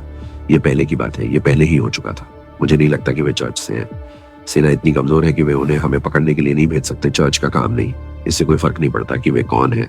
मैं जाकर उनसे निपट लूंगा। नरक के राजा ने कहा। उसके लिए चर्च की सेना और अन्य सेनाओं में कोई अंतर नहीं था। वह पहले से ही काफी थका हुआ था क्योंकि पिछली बार उसे एक लड़ाई से भागना पड़ा था।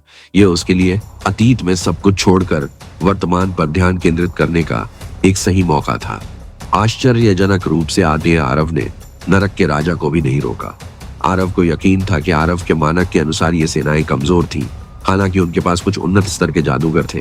ज्यादा समय बर्बाद मत करो, हमें भी जाना है, आरव ने नरक के राजा से कहा। किसी भी कोण से ऐसा नहीं लग रहा था कि राफेल सैकड़ों जादूगरों से लड़ने जा रहा था। इसके बजाय आरव की प्रतिक्रिया से ऐसा लग रहा था कि राफेल कुछ बच्चों के साथ खेलने जा रहा था। देखो, नरक के राजा के जाने के बाद आरव ने ओलिविया को एक चाकू दिया। अपना बदला अपने हाथों से लो, या तो आप उसे मार सकते हैं या उसे जीने दे सकते हैं।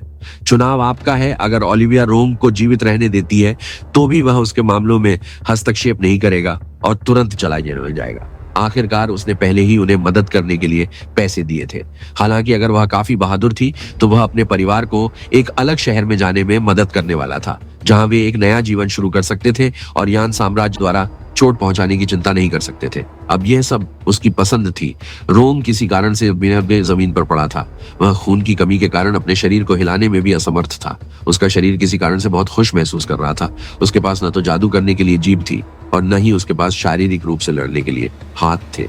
वह इतना असहाय महसूस करता था जैसा उसने पहले कभी महसूस नहीं किया था। उसने पहले ही विरोध करना बंद कर दिया था, जैसे कि उसने पूरी तरह से हार मान ली थी। वह उस दयनीय आदमी को मार सकती थी जो वह था। वह उसे पूरे शहर के सामने नंगा करना चाहती थी, लेकिन फिर भी उसके दिमाग के कोने में भविष्य के बारे में एक विचार था। क्या वह वास्तव में इस व्यक्ति को मारने का जोखिम उठा सकती है? आखिरकार वह एक ड्यूक का बेटा था।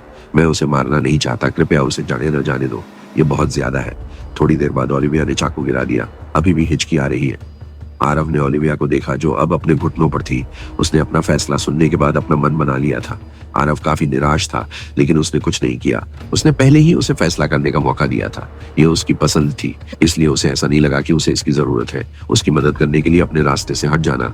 जो लोग खुद की इतनी भी मदद नहीं कर सकते, उन्हें उसकी मदद की जरूरत नहीं है। अगर आपको यही चाहिए, आरव बूढ़े आदमी की ओर मुड़ा, पहाड़ से उपहार ले लो और अपनी बेटी के साथ इस शहर से बाहर निकल जाओ। हालांकि आरव हमेशा की तरह बात कर रहा था, लेकिन किसी तरह उसमें थोड़ी दोस्ती थी। लेकिन अब वह चली गई थी। क्या उसने उसे न मारकर वास्तव में उसे परेशान किया था? उसने सोचा। दुर्भाग्य से वह कुछ नहीं कर सकी। वह उसे मारकर अपने लोगों पर आपदा नहीं ला सकती थी। उसके पिता ने शहर छोड़ने से पहले आरव को प्रणाम किया और ओलिविया का हाथ थाम लिया। जाते समय भी ओलिविया कभी कभी आरव को देखती थी। जमीन पर वापस आकर रोम को कुछ राहत महसूस हुई क्योंकि आरव ने अपनी जिंदगी लड़की के हाथों में छोड़ दी थी और उसने उसे जाने दिया। तो क्या इसका मतलब यह था कि वह आखिरकार आपदा से बच गया सिर्फ इसलिए कि उसने ओलिविया को फैसला लेने का मौका दिया? इसका मतलब यह नहीं था कि अगर उसने फैसला लिया तो वह उसे जीने देगा। आरव ने बिना कुछ सोचे समझे रोम की खोपड़ी को चल दी।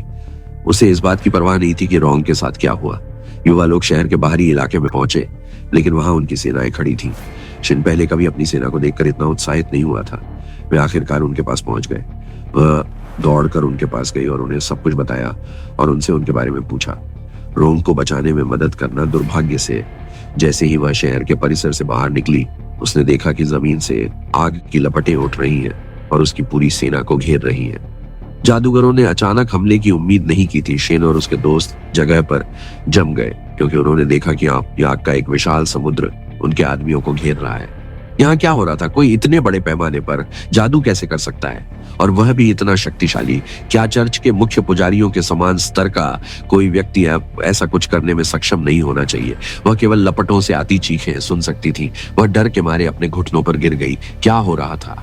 यह भयानक दृश्य क्या था? अब तक उसने केवल चर्च ऑफ डार्कनेस के पिछले गौरव और उनकी शक्ति के बारे में सुना था। क्या ये उनकी सच्ची शक्ति थी? क्या वे इतने शक्तिशाली थे? क्या उन्होंने वास्तव में इसे अर्जित किया था? चूंकि जादूगरों को इस छोटे से शहर में हमले की उम्मीद नहीं थी, इसलिए उन्होंने कोई सावधानी नहीं बरती। हमला अचानक हुआ और इससे पहले कि वे कुछ कर पाते, वे पूरी तरह से आग की लपटों में घिर गए। इन काली लपटों की शक्ति उनके अंतिम क्षण के मंत्रों के लिए बहुत अधिक थी।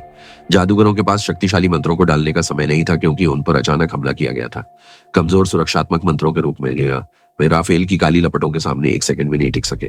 छतों में से एक पर खड़े होकर राफेल ने अपनी लपटों से होने वाली तबाही देखी। ये उसके लिए कोई नई बात नहीं थी क्योंकि किंगडम ऑफ द डेड में भी उसने हाल ही में डैम फिर के राज्य को नष्ट कर दिया था। यह दृश्य उसके लिए एक आम बात हो गई थी। जब तक लपटें बंद हुई, केवल राख ही बची थी। लपटें इतनी तीव्र थीं कि सेना के हथियार भी पिघल गए। केवल यान के 5 युवा लोग ही बचे थे जो घुटने टेक रहे थे और उनके चेहरे पीले पड़ गए थे। राफेल छत से नीचे कूद गया और उन युवकों के पीछे आया। ये 5 लोग आखिरी बचे थे। राफेल ने उन पांचों को भी जलाने के लिए अपना हाथ उठाया। वे विरोध नहीं कर सकते थे, वे केवल मृत्यु को स्वीकार कर सकते थे। उनका भाग्य था सभी युवक राफेल की ओर देखने लगे, जो उन्हें मारने वाला था आग के समुद्र। और इन लोगों की शक्ति को देखने के बाद शिन और उसके दोस्त पहले ही प्रतिरोध की किसी भी उम्मीद को खो चुके थे। वे वापस लड़ने की हिम्मत भी नहीं जुटा पा रहे थे। यह पहली बार था जब वे ऐसी स्थिति से गुजर रहे थे, क्योंकि उन्हें अपना अधिकांश जीवन एक आश्रय में बिताना पड़ा था। हाथों को हिलाने में सक्षम नहीं थी, क्योंकि उसे लगा जैसे डर के कारण उसके हाथ जम गए हों। उसने अपनी आंखें बंद कर ली, जैसे वह अपनी किस्मत को स्वीकार कर रही हो। ये लोग उसके प्रभाव से डरते नहीं थे। उन्हें पैसों की परवाह नहीं थी, उन्हें बंधक बनाए जाने की परवाह नहीं थी। वह अपने जीवन के बदले में उन्हें कुछ भी नहीं दे सकती थी। बहुत हो गया। जैसे ही नर्क का राजा इन लोगों को जलाने वाला था, पीछे से एक आवाज आई। शीन ने अपनी आंखें खोली और पाया कि आवाज काफी जानी पहचानी थी। यह उस व्यक्ति की थी जो नरक के राजा के साथ था। जैसे ही उसने सोचा कि उसने आरव को अपनी ओर आते देखा, नरक का राजा भी रुक गया और यह देखने के लिए पीछे मुड़ा कि उसे क्यों रोका गया है। आरव भी शिन के सामने रुक गया और अपने घुटने पर बैठ गया। क्या तुम डर गए हो? उसने युवा राजकुमार से पूछा। युवा राजकुमारी पहले से ही कांप रही थी। वह केवल अपना सिर हिला सकती थी। उसका सारा पहले का आत्मविश्वास चला गया था। किसी कारण से वह राफेल की तुलना में आरव से अधिक डरती थी। तुम यहाँ क्यों आए हो? आरव ने छोटी लड़की से पूछा। मुझे यकीन है कि तुम मरने नहीं आए हो। ठीक है, लड़की ने बोलने की कोशिश की, लेकिन उसके लिए भी यह मुश्किल हो रहा था। ये लोग उसे ढूंढ रहे थे। आखिरकार उसे पता चला कि वे सिर्फ बच्चे थे जो यहाँ प्रशिक्षण के लिए आए थे। हालांकि उसे ये स्पष्ट था कि वह झूठ नहीं बोल रही थी। वह खड़ा हो गया। उसके सामने खड़े पांचों युवक उसकी दया पर थे और वह उनके जीवन के साथ जो चाहे कर सकता था। हालांकि उसे ऐसा नहीं लगा कि उसकी उनसे कोई व्यक्तिगत दुश्मनी थी। दोस्त उस लड़की पर हमला करने के लिए उसने दूसरा सवाल पूछा। हमने नहीं किया। हमने उससे कहा कि वह कोई बेवकूफी न करे। हम कभी भी निर्दोष लोगों को नुकसान नहीं पहुंचाएंगे। यदि हमने ऐसा किया होता तो वह हमें बताए बिना ही चला जाता। हमें पता था कि हम उसे रोक देते। समूह की एक अन्य लड़की ने उत्तर दिया। वह मन ही मन रोम को इस विपत्ति को लाने के लिए कोस रही थी। एक अंतिम प्रश्न, मुझे एक कारण बताओ कि मुझे तुम्हें यही क्यों नहीं मारना चाहिए? आरव ने अपना तीसरा और अंतिम प्रश्न पूछा। वह इन युवकों से बहुत नाराज नहीं था और वह उनके प्रभाव से भी नहीं डरता था। उन्हें जीवित छोड़ने का कोई मतलब नहीं था। वह शुरू में उन्हें जाने देने की योजना बना रहा था, लेकिन फिर भी वह यह जानने के लिए उत्सुक था कि वे क्या कारण देने जा रहे थे। मैं तुम्हें लाखों सोने के सिक्के दे सकता हूँ। मेरा परिवार बहुत अमीर है। लड़कियों में से एक ने कहा कि अगर बचने का कोई मौका है तो वह इसे लेने के लिए तैयार है। उसे यकीन है कि उसके पिता ये फिरौती देने में संकोच नहीं करेंगे। मेरे पिता के पास बहुत सारे व्यवसाय हैं। यदि आप मुझे जाने देते हैं तो मैं उन्हें आपको आधा हिस्सा देने के लिए मना लूंगा। मैं आपको आत्मा कब्र की चाबी दूंगा। उसने दांत पीसते हुए कहा। शिन ने घोषणा की कि वह चाबी देने जा रही थी आत्मा कब्र के लिए। उसके शब्दों ने स्पष्ट रूप से उसके सभी दोस्तों को चौंका दिया, जो विश्वास नहीं कर सके कि उसने चाबी की पेशकश की थी। उनकी प्रतिक्रियाओं को देखकर आरव को भी लगा कि यह चाबी उसके लिए कुछ खास थी। शिन ने कभी नहीं सोचा था कि उसे इतना कीमती खजाना देना होगा।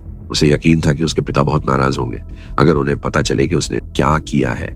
दुर्भाग्य से उसके पास इस समय कोई और विकल्प नहीं था।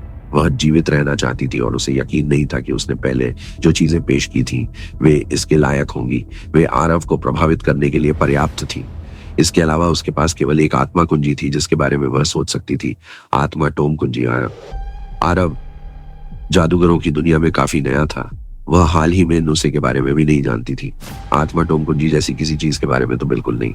यह पहली बार था जब उसने ऐसी चीज के बारे में सुना था। उसने राफेल को देखा, जो भी उसके जैसा ही भ्रमित दिख रहा था। उसने पूछा, आप आत्मा टॉम कुंजी के बारे में क्या जानते हैं? उन्हें यकीन नहीं था कि लड़की को यह बताना बुद्धिमानी होगी कि वह इसके बारे में कुछ नहीं जानता, लेकिन अगर वह उससे अलग तरीके से पूछता तो वह जानता था कि उसे कुछ जवाब मिल सकते हैं।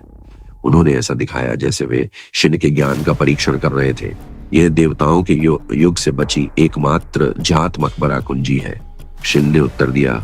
आरव की अभिव्यक्ति देखकर वह नहीं जानती थी कि वह क्या सोच रहा था। ऐसी सीमित संख्या में कुंजियां हैं जो मकबरे में प्रवेश की अनुमति देती हैं और प्रत्येक राज्य में केवल 2 ऐसी कुंजियां होती हैं। देवताओं के युग से एक मकबरा। आरव थोड़ा हैरान हुआ, लेकिन उसने इसे अपने चेहरे पर नहीं दिखने दिया। मैं अपनी जान के बदले में वह चाबी देने को तैयार हूँ, लड़की ने कहा। उसे नहीं पता था कि दुनिया क्या सोचेगी जब उन्हें पता चलेगा कि उसने अंधेरे जादूगर को चाबी दी है, लेकिन अभी उसे पहले उनकी जान बचानी थी। उसके स्पष्टीकरण के बावजूद आरव ने कोई प्रतिक्रिया नहीं दी, जिससे शिन को आश्चर्य हुआ कि क्या उसे वास्तव में विनिमय प्रस्ताव पसंद नहीं आया। उसने बस अपना सिर नीचे झुकाया और वास्तव में उम्मीद की कि वह उस प्रस्ताव को स्वीकार कर लेगा। आरव ने पहले इस मकबरे के बारे में नहीं सुना था, लेकिन अभी उसे यह काफी दिलचस्प लगा। खैर, मुझे चाबियां दे दो और मैं बदले में तुम्हें सुरक्षित छोड़ने का वादा करता हूं। शिन ने आरव की आंखों में देखा कि क्या वह वाकई गंभीर है। उसके लहजे से ऐसा नहीं लगा कि वह झूठ बोल रहा है। अंत में उसने एक चाबी निकाली जिसे वह पेंडेंट के रूप में इस्तेमाल कर रही थी। उसने आरव को सुंदर चांदी की चाबी दी। उसने चाबी को कसकर पकड़ लिया। अजीब बात यह थी कि उसे चाबी से एक बहुत ही परिचित सनसनी महसूस हुई। इसकी ऊर्जा उसके ग्रूमर्स के समान थी। चाबी निश्चित रूप से कोई साधारण चाबी नहीं थी, लेकिन उसे यकीन नहीं था कि यह उसके ग्रूमर से कैसे जुड़ी थी। चाबी पर कोई अजीब निशान नहीं थे, केवल चाबी का आकार किसी भी चाबी से अलग था जिसे उसने कभी देखा था। उसने लड़की से पूछा कि आत्मा का मकबरा कहाँ है और लोग इसमें कब प्रवेश कर सकते हैं। यह स्पष्ट था कि आत्मा का मकबरा अभी तक खुला नहीं था। अगर यह खुला होता तो उसे यकीन था कि लड़की पहले ही वहां जा चुकी होती। कहीं और समय बर्बाद करना, भले ही वह पहले अंदर गई होती, वह किसी और को अपने राज्य में प्रवेश करने दे सकती थी, लेकिन उसने ऐसा नहीं किया। इसका मतलब केवल ये हो सकता है। इससे भी बदतर यह है कि क्या मुझे उसे बताना चाहिए कि वह जब चाहे अंदर जा सकता है और उसे दर्द सहना चाहिए। अगर मैं उसे उस समय के बारे में नहीं बताता जब आत्मा कब्र के चारों ओर की सुरक्षा हटा दी जाती है और प्रवेश की अनुमति दी जाती है, तो सुरक्षा उसे करीब आने से पहले ही मार सकती है, उसने सोचा। लेकिन आरव को बेवकूफ बनाने की कोशिश करने के विचार से उसका दिल कांप रहा था। वह डरी हुई थी। वह नहीं जानती थी कि आरव के पास क्या कौशल है, लेकिन अगर कोई कौशल उसे झूठ पकड़ने में मदद करता है तो झूठ बोलने के बाद वो मर जाएगी। वह ये भी नहीं जानती थी कि आरव को इसके बारे में पता नहीं है। वो वहां भी पहुंच जाएगा। जैसे ही उनकी तरफ से डार्क मैच देखा गया, वे कार्रवाई करने जा रहे थे। बेहतर था कि उन्हें अपने जीवन को जोखिम में डालने के बजाय चीजों को अपने दम पर संभालने देना जाए। आत्मा कब्र सुरक्षात्मक संरचनाओं से घिरी हुई है जिसे पवित्र कहा जाता है। यहाँ तक कि पुजारी भी इसे तोड़ नहीं सकते। यह संरचना हर 4 साल में एक बार काम करना बंद कर देती है, और वह भी केवल थोड़े समय के लिए। यह नियम है जिसके तहत किसी व्यक्ति को कब्र में प्रवेश करने की अनुमति नहीं दी जानी चाहिए। आओ, वो समय कब आएगा जब निर्माण बंद हो जाएगा। ऐसा हर 4 साल में एक बार होता है। ठीक 1 महीने बाद इसे काम करना बंद किए 4 साल हो जाएंगे। यही वो समय होना चाहिए जब आप प्रवेश कर सकते हैं। शिंदे ने आरव को वो सब बताया जो उसने पूछा था, और कभी कभी वो बातें भी जो उसने नहीं पूछी थी। ये सब इस उम्मीद में कि हालांकि उसे जाने की जरूरत नहीं थी, फिर भी उसने अपनी बात रखी और उनसे कहा कि उसने उन्हें जाने दिया। शिन अभी भी संशय में खड़ा था। क्या वे वास्तव में स्वतंत्र हैं? क्या वे वास्तव में जा सकते हैं? जब शिन भ्रमित था, आरव आगे बढ़ा और अपनी उंगली उसकी ठोड़ी के नीचे रखी। उसका सिर उठाया ताकि वह सीधे उसकी आंखों में देखे।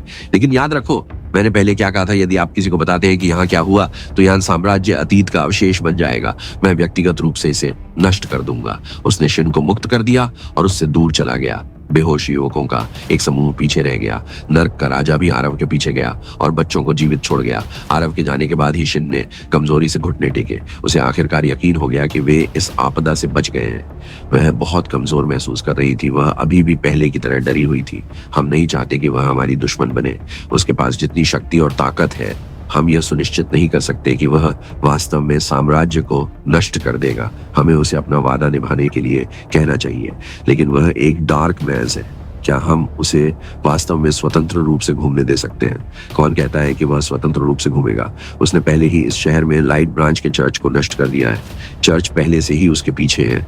इस मामले को चर्चों पर छोड़ दें। हमें अपने साम्राज्य को चर्चों के युद्ध में शामिल नहीं करना चाहिए, चाहे कुछ भी हो जाए। मैं नहीं चाहता कि ऐसा राक्षस हमारा दुश्मन बने। आरव सिर्फ झांसा नहीं दे रहा था जब उसने कहा कि वह उन्हें नष्ट कर देगा यदि उन्होंने कुछ भी बेवकूफी की, तो उसका वास्तव में मतलब था वे दोनों बहुत शक्तिशाली हैं। हम ये भी नहीं जानते कि कितने लोग अंधेरे के चर्च के नियंत्रण में हैं। हमें ये भी नहीं पता था कि ये अब तक अस्तित्व में है। हम जोखिम में हैं। उसे अपनी आवाज नहीं उठानी चाहिए। उन्होंने कहा, अभी भी विश्वास है कि आरव अंधेरे के चर्च का हिस्सा था। उसने ये भी उम्मीद की थी कि उसके पीछे एक विशाल सेना होगी। सेना? हम इसके बारे में क्या करेंगे? हम ऐसी बात गुप्त नहीं रख सकते ना? श्रेया ने पूछा। असली समस्या ये थी कि ड्यूक के बेटों में से एक की मृत्यु हो गई थी। वे डार्क मैज का उल्लेख किए बिना इसे कैसे समझा सकते थे? आपको इसके बारे में चिंता करने की जरूरत नहीं है। मैं कुछ सोचूंगा। अब वापस जाओ। मैं इस जगह पर 1 सेकंड के लिए भी नहीं रहना चाहता। यह वह जगह थी जहां वह सच कह रहा था। नर्क के राजा ने आरव से पूछा। वे पहले ही इतनी दूर चले गए थे कि वे युवाओं के समूह को नहीं देख सके। मुझे यकीन नहीं है, कम से कम मुझे कोई झूठ नहीं मिला, लेकिन हमें तीसरे स्रोत से जानकारी मिली है जिसे हमें पुष्टि करनी है, आरव ने उत्तर दिया। हालांकि मुझे लगता है कि वे सच कह रहे थे। उनके अनुसार आत्मा कब्र 1 महीने में खुलने वाली है और वे प्रशिक्षण के लिए जानवर माउंट पर नहीं आए। ऐसा लगता है कि वे आत्मा कब्र के लिए प्रशिक्षण की योजना बना रहे थे। बेशक मैं भी गलत हो सकता हूँ। यह संभव है कि उन्होंने मुझे बेवकूफ बनाया।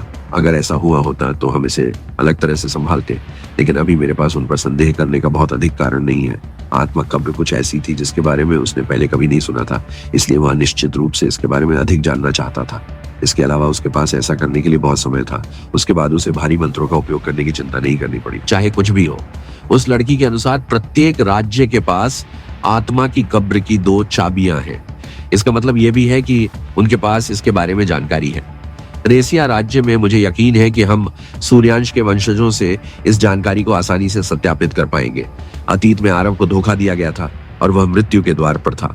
उसका व्याकरण ही वह था जो उसे रहस्यमयी जगह के अंदर एक सुरक्षित स्थान पर ले गया जहां उसने पैट्रिक स्टाफ की खोज की। उसका व्याकरण उसकी जान बचाना चाहता था और उसने वैसा ही किया, लेकिन उसने कुछ और भी किया। चोट लगने के बाद वह लगभग 2 दिनों तक बेहोश रहा, जहां वह लगातार एक ही सपने में फंसा रहा। वास्तविकता की पुनरावृत्ति, जहां उसे चाकू मारा गया था। सपना बार बार दोहराया जा रहा था। मानो वह कभी भी यह भूलना नहीं चाहता था कि क्या हुआ था। आरव ने कभी किसी पर पूरी तरह भरोसा नहीं किया। यह उसका आत्मसंरक्षण स्वभाव था। इस दुनिया में केवल एक ही व्यक्ति था जिस पर वह अपने जीवन के साथ पूरी तरह भरोसा करता था, और वह व्यक्ति उसके ठीक बगल में था। क्या आप अभी भी पृथ्वी की प्राकृतिक ऊर्जा से असहज महसूस कर रहे हैं? उसने राफेल से पूछा, जो उनके ठीक बगल में चल रहा था। राफेल दायरे से था, इसलिए वह अपने दायरे में मृत्यु की आभा महसूस कर सकता था। इस दुनिया में ऊर्जा ज्यादातर जीवन से भरी हुई थी, जिसने न केवल राफेल को यहाँ अपनी पूरी ताकत का उपयोग करने में असमर्थ बना दिया, बल्कि उसे असहज भी कर दिया। राफेल ने सिर हिलाया। मुझे नहीं लगता कि मुझे कभी इसकी आदत हो जाएगी, लेकिन यह पहले से बेहतर है। क्या आप वापस घर जाना चाहते हैं? आरव ने पूछा। राफेल केवल उसे बचाने के लिए यहाँ आया था। वह उसे हर समय यहाँ एक गार्ड के रूप में नहीं रख सकता था। आखिरकार राफेल का अपना जीवन था। राफेल ने जवाब नहीं दिया। वह चुपचाप, इस समय उसके पास कोई अन्य दोस्त नहीं था। वह लालची नहीं होना चाहता था। राफेल ने अंततः सिर हिलाया। मृतकों के राज्य में उसे बहुत काम करना था। उसने अभी अभी बांध या साम्राज्य को नष्ट किया था। जब उसे आरव की मदद करने के लिए यहाँ भागना पड़ा तो उसका उग्र घोड़ा भी वहां था। उसे यह भी नहीं पता था कि अब स्थिति क्या थी। वह जानता था कि उसे वहां के परिणामों से निपटना था, और अब जबकि आरव सुरक्षित और स्वस्थ था, वह वहां से जा सकता था। धर हा जगह जीवंत लग रही थी। अचानक दरवाजा खुला और कुछ लोग रेस्तरां के अंदर चले गए। 7 के समूह में से किसी में भी कोई जादुई आभा नहीं थी, लेकिन वे सभी काफी मजबूत दिख रहे थे। आरव अपनी पीठ पर तलवार रखकर शांति से खा रहा था। सारा अपनी पहचान छिपा रही थी, लेकिन यहाँ तक कि वह उन लोगों पर नजर डालने से खुद को रोक नहीं सका जो अभी अभी उनके घर में दाखिल हुए थे। तलवारें ही उसे सबसे अधिक आकर्षित कर रही थी। वे तलवारें जो वे अपनी पीठ पर ढो रहे थे, वे नुमेन नहीं थी, हालांकि वे सामान्य तलवारों से अधिक मजबूत थी। तलवारें मनुष्यों की कृत्रिम कलाकृतियों की तरह लग रही थी। 7 का समूह अपनी पोशाक के कारण शूरवीरों की तरह लग रहा था। कहा जाता है कि यह वह शहर था जो रेसिया साम्राज्य के सबसे करीब था। इस बिंदु के बाद ही कोई रेसिया साम्राज्य में प्रवेश कर सकता था। आमतौर पर इस स्थान पर बहुत अधिक आगंतुक नहीं आते थे, लेकिन आरव ने जो सुना उसके अनुसार आजकल बहुत से लोग रेसिया साम्राज्य की अपनी यात्रा पर यहाँ आराम कर रहे हैं। 7 लोगों का समूह रेस्टोरेंट के मैनेजर के पास गया। मैनेजर भी असमंजस में था कि क्या करे। वास्तव में वहां कोई खाली सीट नहीं थी, हालांकि मेहमान भी अन्य आम लोग नहीं थे। मैनेजर ने रेस्टोरेंट के चारों ओर देखा और पाया कि वास्तव में सभी टेबल भरे हुए थे, केवल एक को छोड़कर जिस पर केवल एक व्यक्ति बैठा था। उनका मानना था कि समूह को हटाने के बजाय केवल एक व्यक्ति को हटाना बेहतर था, ताकि जगह बनाई जा सके। जब वह टेबल खाली हो जाएगी तो मैं वहां कुछ कुर्सियां रख सकता हूँ और वह पर्याप्त होगा। उसने सोचा। जब वह खिड़की के पास की मेज पर पहुंचा तो हे प्रिय अतिथि, क्या आप कृपया टेबल खाली कर सकते हैं? मैनेजर ने टेबल पर बैठे युवक से पूछा। हालांकि उस युवक ने भी ऐसी पोशाक पहन रखी थी जिससे वह अमीर लग रहा था, फिर भी वह एक अकेला व्यक्ति था। मेरा ऑर्डर अभी तक नहीं आया है।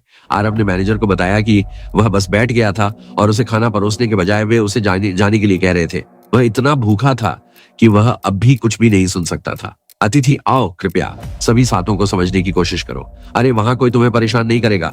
यदि आरव के पास प्रभावशाली परिवार के अमीर आदमी की पोशाक नहीं होती तो मैनेजर उससे इतनी अच्छी तरह से बात करने की भी जहमत नहीं उठाता। उसने जगह बनाने के लिए आरव को बाहर निकाल दिया होता।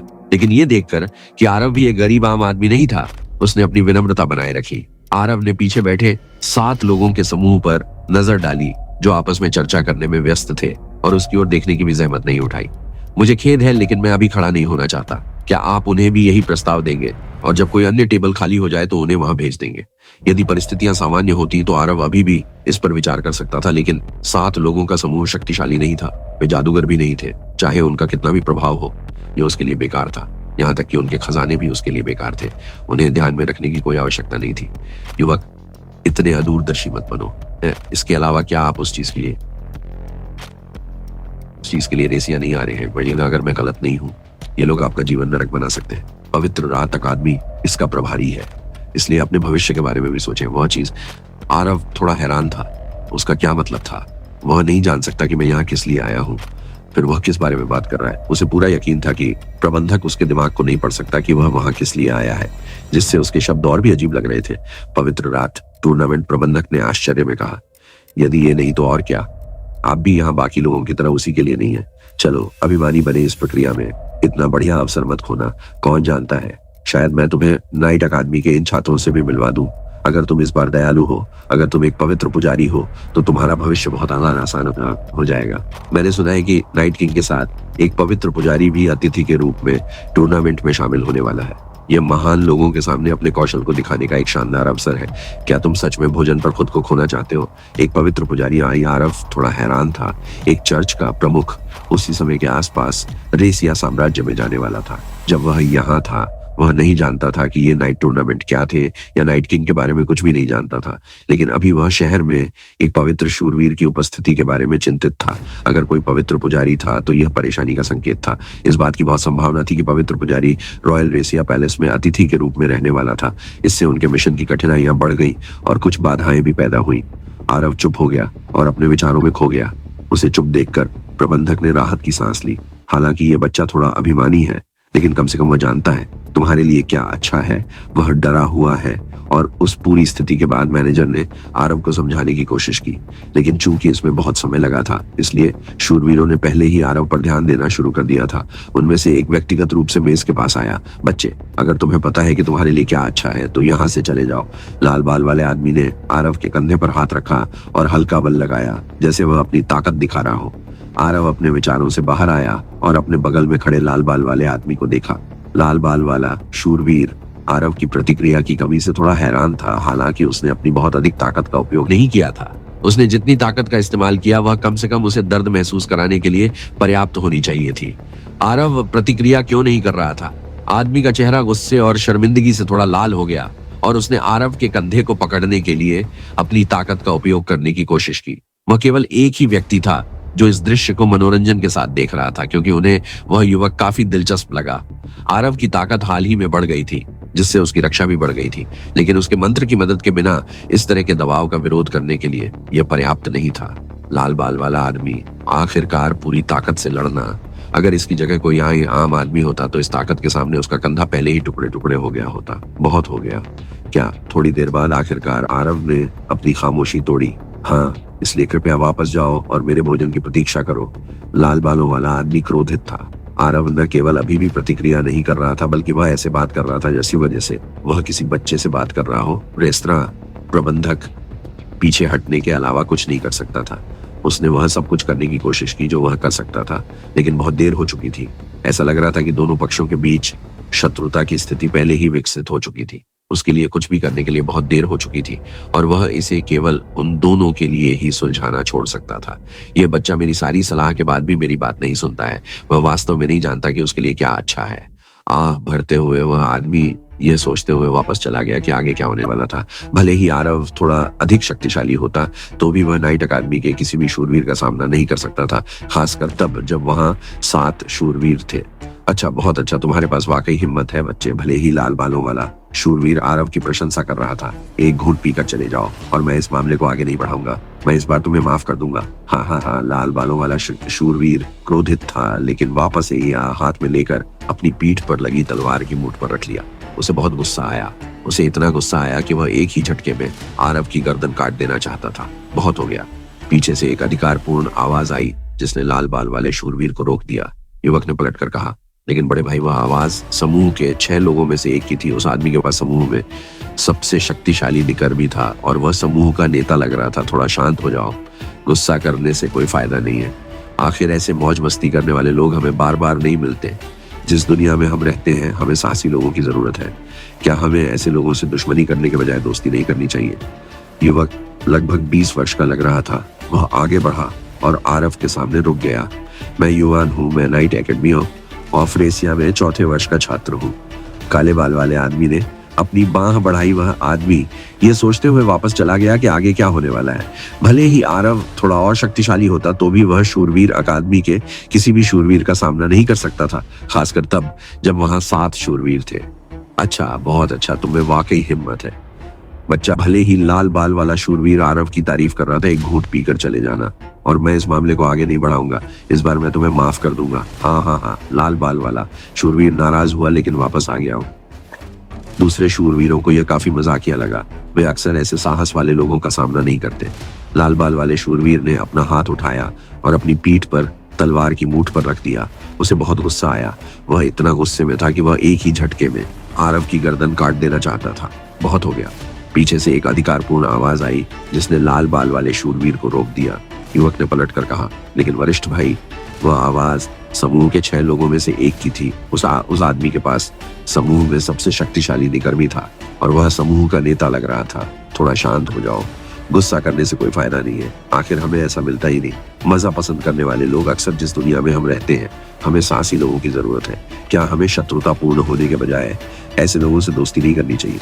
वह युवक लगभग 20 साल का लग रहा था। वह आगे बढ़ा और आरव के सामने रुक गया। मैं युवान हूँ, मैं नाइट एकेडमी ऑफ रेसिया में 4थे वर्ष का छात्र हूँ। काले बालों वाले आदमी ने अपनी बांह बढ़ाई। वह आदमी ये सोचते हुए वापस चला गया कि आगे क्या होने वाला है। भले ही आरव थोड़ा और शक्तिशाली होता तो भी वह शूरवीर अकादमी के किसी भी शूरवीर का सामना नहीं कर सकता था, खासकर तब जब वहां 7 शूरवीर थे। अच्छा, बहुत अच्छा, तुम वाकई हिम्मत है बच्चा। भले ही लाल बाल वाला शूरवीर आरव की तारीफ कर रहा था। एक घूंट पीकर चले जाना और मैं इस मामले को आगे नहीं बढ़ाऊंगा। इस बार मैं तुम्हें माफ कर दूंगा। हाँ, लाल बाल वाला शूरवीर नाराज हुआ लेकिन वापस आ गया। दूसरे शूरवीरों को यह काफी मजाकिया लगा। वे अक्सर ऐसे साहस वाले लोगों का सामना नहीं करते। लाल बाल वाले शूरवीर ने अपना हाथ उठाया और अपनी पीठ पर तलवार की मूठ पर रख दिया। उसे बहुत गुस्सा आया। वह इतना गुस्से में था कि वह एक ही झटके में आरव की गर्दन काट देना चाहता था। बहुत हो गया। पीछे से एक अधिकारपूर्ण आवाज आई जिसने लाल बाल वाले शूरवीर को रोक दिया। युवक ने पलटकर कहा, लेकिन हेलो दोस्तों, ये हमारा वीडियो है। वीडियो को आप ले सकते हैं, हमें कोई समस्या नहीं है। नॉवेल ऑफ किंग चैनल को सब्सक्राइब करें। तो लाइक, शेयर और ज्यादा से ज्यादा कमेंट करना। अगले पार्ट के लिए धन्यवाद। वरिष्ठ भाई, वह आवाज समूह के 6 लोगों में से एक की थी। उस आदमी के पास समूह में सबसे शक्तिशाली निकर भी था और वह समूह का नेता लग रहा था। थोड़ा शांत हो जाओ, गुस्सा करने से कोई फायदा नहीं है। आखिर हमें ऐसा मिलता ही नहीं। मजा पसंद करने वाले लोग अक्सर जिस दुनिया में हम रहते हैं हमें साहसी लोगों की जरूरत है। क्या हमें शत्रुतापूर्ण होने के बजाय ऐसे लोगों से दोस्ती नहीं करनी चाहिए? वह युवक लगभग 20 साल का लग रहा था। वह आगे बढ़ा और आरव के सामने रुक गया। मैं युवान हूँ, मैं नाइट एकेडमी ऑफ रेसिया में 4थे वर्ष का छात्र हूँ। काले बालों वाले आदमी ने अपनी बांह बढ़ाई हाथ है और अपना परिचय दिया। आपका नाम क्या है? आरव। आरव ने जवाब दिया और उसने भी अपना हाथ बढ़ाया। अगर उसके सामने वाला आदमी जादूगर होता, अगर उसका कोई छोटा भाई होता तो वह शायद उनसे हाथ मिलाने में झिझकता, लेकिन चूंकि वह आदमी जादूगर नहीं था इसलिए कोई जोखिम नहीं था। युवान ने अपने पीछे बैठे मैनेजर की ओर देखा। छोटे भाई को बाहर भेजने के बजाय आप यहाँ 7 और सीटों की व्यवस्था क्यों नहीं करते? हम उसके साथ डिनर कर सकते हैं। आरव ने कोई प्रतिक्रिया नहीं दी। जब तक वे लड़कर उसे परेशान नहीं कर रहे थे वह ठीक था। लाल बालों वाला शूरवीर अभी भी कुछ हद तक असंतुष्ट था, लेकिन वह सहमत होने के अलावा कुछ नहीं कर सकता था। युवान ने कहा, मैं आपसे हमारे छोटे भाई के लिए माफी मांगना चाहता हूँ। वह कुछ हद तक अधीर है लेकिन वह बुरा व्यक्ति नहीं है। अच्छा, मैं आपको अपना परिचय देता हूँ। जिस आदमी से आप पहले मिले थे उसका नाम जैक है। वह मेरा चचेरा भाई है और अकादमी में प्रथम वर्ष का शूरवीर है। मैं उसे अपने साथ एक मिशन पर लाया था और जब हम वापस आ रहे थे तो हमने रुकने और डिनर करने का फैसला किया। आरव आश्चर्यचकित था कि युवान कितना शक्तिशाली था। चूंकि ये लोग जादू का उपयोग नहीं करते थे इसलिए उसकी असली ताकत का अनुमान लगाना थोड़ा अधिक कठिन था। जादूगर की ताकत का अनुमान लगाते हुए प्रबंधक ने उनके लिए एक ही मेज के चारों ओर सीटें व्यवस्थित की। सभी 7 शूरवीर बैठ गए और अंत में भोजन लाया गया। समय के साथ दोनों पक्ष कुछ हद तक साथ आने लगे। इसके अलावा जैक उस तरह का व्यक्ति था जो लंबे समय तक शिकायत नहीं रख सकता था और समय के साथ वह शांत भी हो गया। उसने महसूस किया कि वह वास्तव में बहुत अधीर था और एक अजनबी को चोट पहुंचाने की कोशिश कर रहा था। उसने बिना पूछे ही आरव से माफी मांग ली। जैसा कि युवान ने कहा, युवक अंदर से एक बुरा व्यक्ति नहीं लग रहा था। वह थोड़ा चिड़चिड़ा और वह अधीर था। तो छोटे भाई, क्या आप एक जादूगर हैं? थोड़ी देर बाद युवान ने आखिरकार पूछ ही लिया। इसका मतलब केवल यह हो सकता है कि वह एक जादूगर था। इसके अलावा चूंकि आरव ने अपने दस्ताने के पीछे अपना हाथ छिपाया था, इसलिए उसके लिए अपने मौलिक मार्ग को देखना मुश्किल हो गया। आरव ने पूछा, इस दुनिया में बहुत सारे जादूगर हैं। जादूगर ढूंढना इतना मुश्किल नहीं है, यह सच है। युवान ने सिर हिलाया।